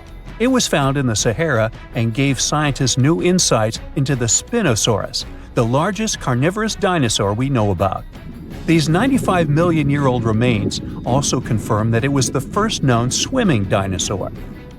The Spinosaurus had flat paddle-like feet and nostrils on the top of its crocodile-like head, perfect for staying underwater. It was a pretty weird dinosaur with a long neck, trunk, tail, and a 7-foot sail on its back, so it must have spent a lot of time in the water. At over 50 feet long, Spinosaurus might have been even larger than T-Rex. The first Spinosaurus remains were discovered about 100 years ago in Egypt, but only this new fossil, found in Morocco, helped scientists reconstruct this dinosaur for the first time. Researchers paid attention to the creature's shorter hind limbs and wide claws. These features point to adaptations for life in the water. Its snout and dense bones also suggest it was a swimmer, while its spiked tail likely attracted mates. Hey, good looking, come here often? And here's another astonishing find made in Tunisia, the remains of Machimosaurus rex. Now, so far it's believed to be the biggest crocodile ever. This ancient croc was about 32 feet long and weighed around 66,000 pounds. It was a top predator around 130 million years ago, and its skull was over 5 feet long. Now, this discovery is a big deal because it shows that these crocs stuck around longer than we thought. Before this, scientists believed that they disappeared during a minor extinction event between the Jurassic and Cretaceous periods.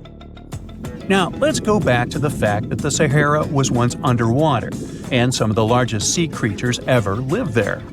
A study published in the Bulletin of the American Museum of Natural History speaks about an ancient body of water called the Trans-Saharan Seaway. It existed between 150 million years ago, covering parts of Western Africa.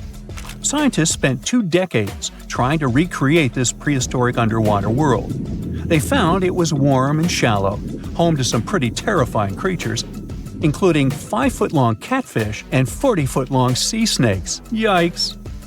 The seaway was cut off from larger oceans for long stretches, which may have helped these predators grow larger because resources were always available. It's a classic case of evolution at work, leading to what scientists call gigantism in isolated environments.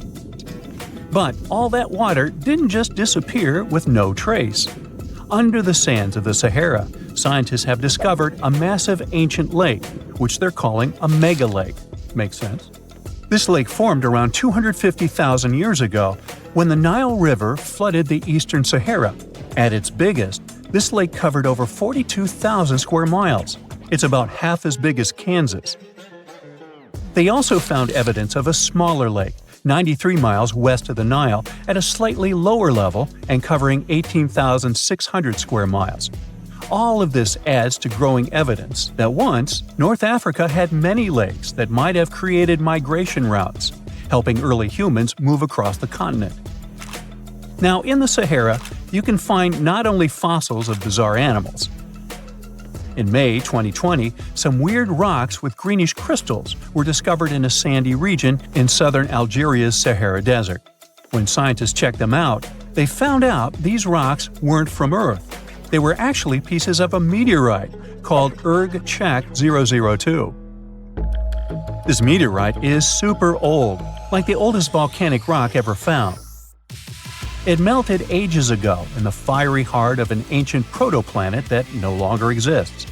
Researchers had recently published a study in Nature Communications, revealing that they have analyzed lead and uranium isotopes in Erg-Chek 002 and found out it's more than 4.5 billion years old. Another cool discovery made in the Sahara is quite unexpected. A few years ago, scientists found what they think are the world's oldest colors, and they're bright pink. These pigments were uncovered from rocks that are around 1.1 billion years old in the Sahara Desert. The colors came from microscopic organisms, as animals didn't exist back then. The discovery was made by a PhD student who crushed the ancient rocks and analyzed the pigments. These pink pigments are actually ancient chlorophyll from photosynthetic organisms that lived in an ocean that's long gone. Researchers are now sure that this finding could help explain why larger, complex creatures showed up much later in Earth's history. Before these colors were discovered, scientists didn't know what was missing in the food chain that delayed the evolution of larger animals. Now they understand that tiny cyanobacteria were at the bottom of that chain. Apparently, this discovery is not just about finding some old pink stuff. Scientists believe it's a breakthrough in understanding the history of life on Earth. That's it for today. So hey, if you pacified your curiosity, then give the video a like and share it with your friends. Or if you want more, just click on these videos and stay on the bright side.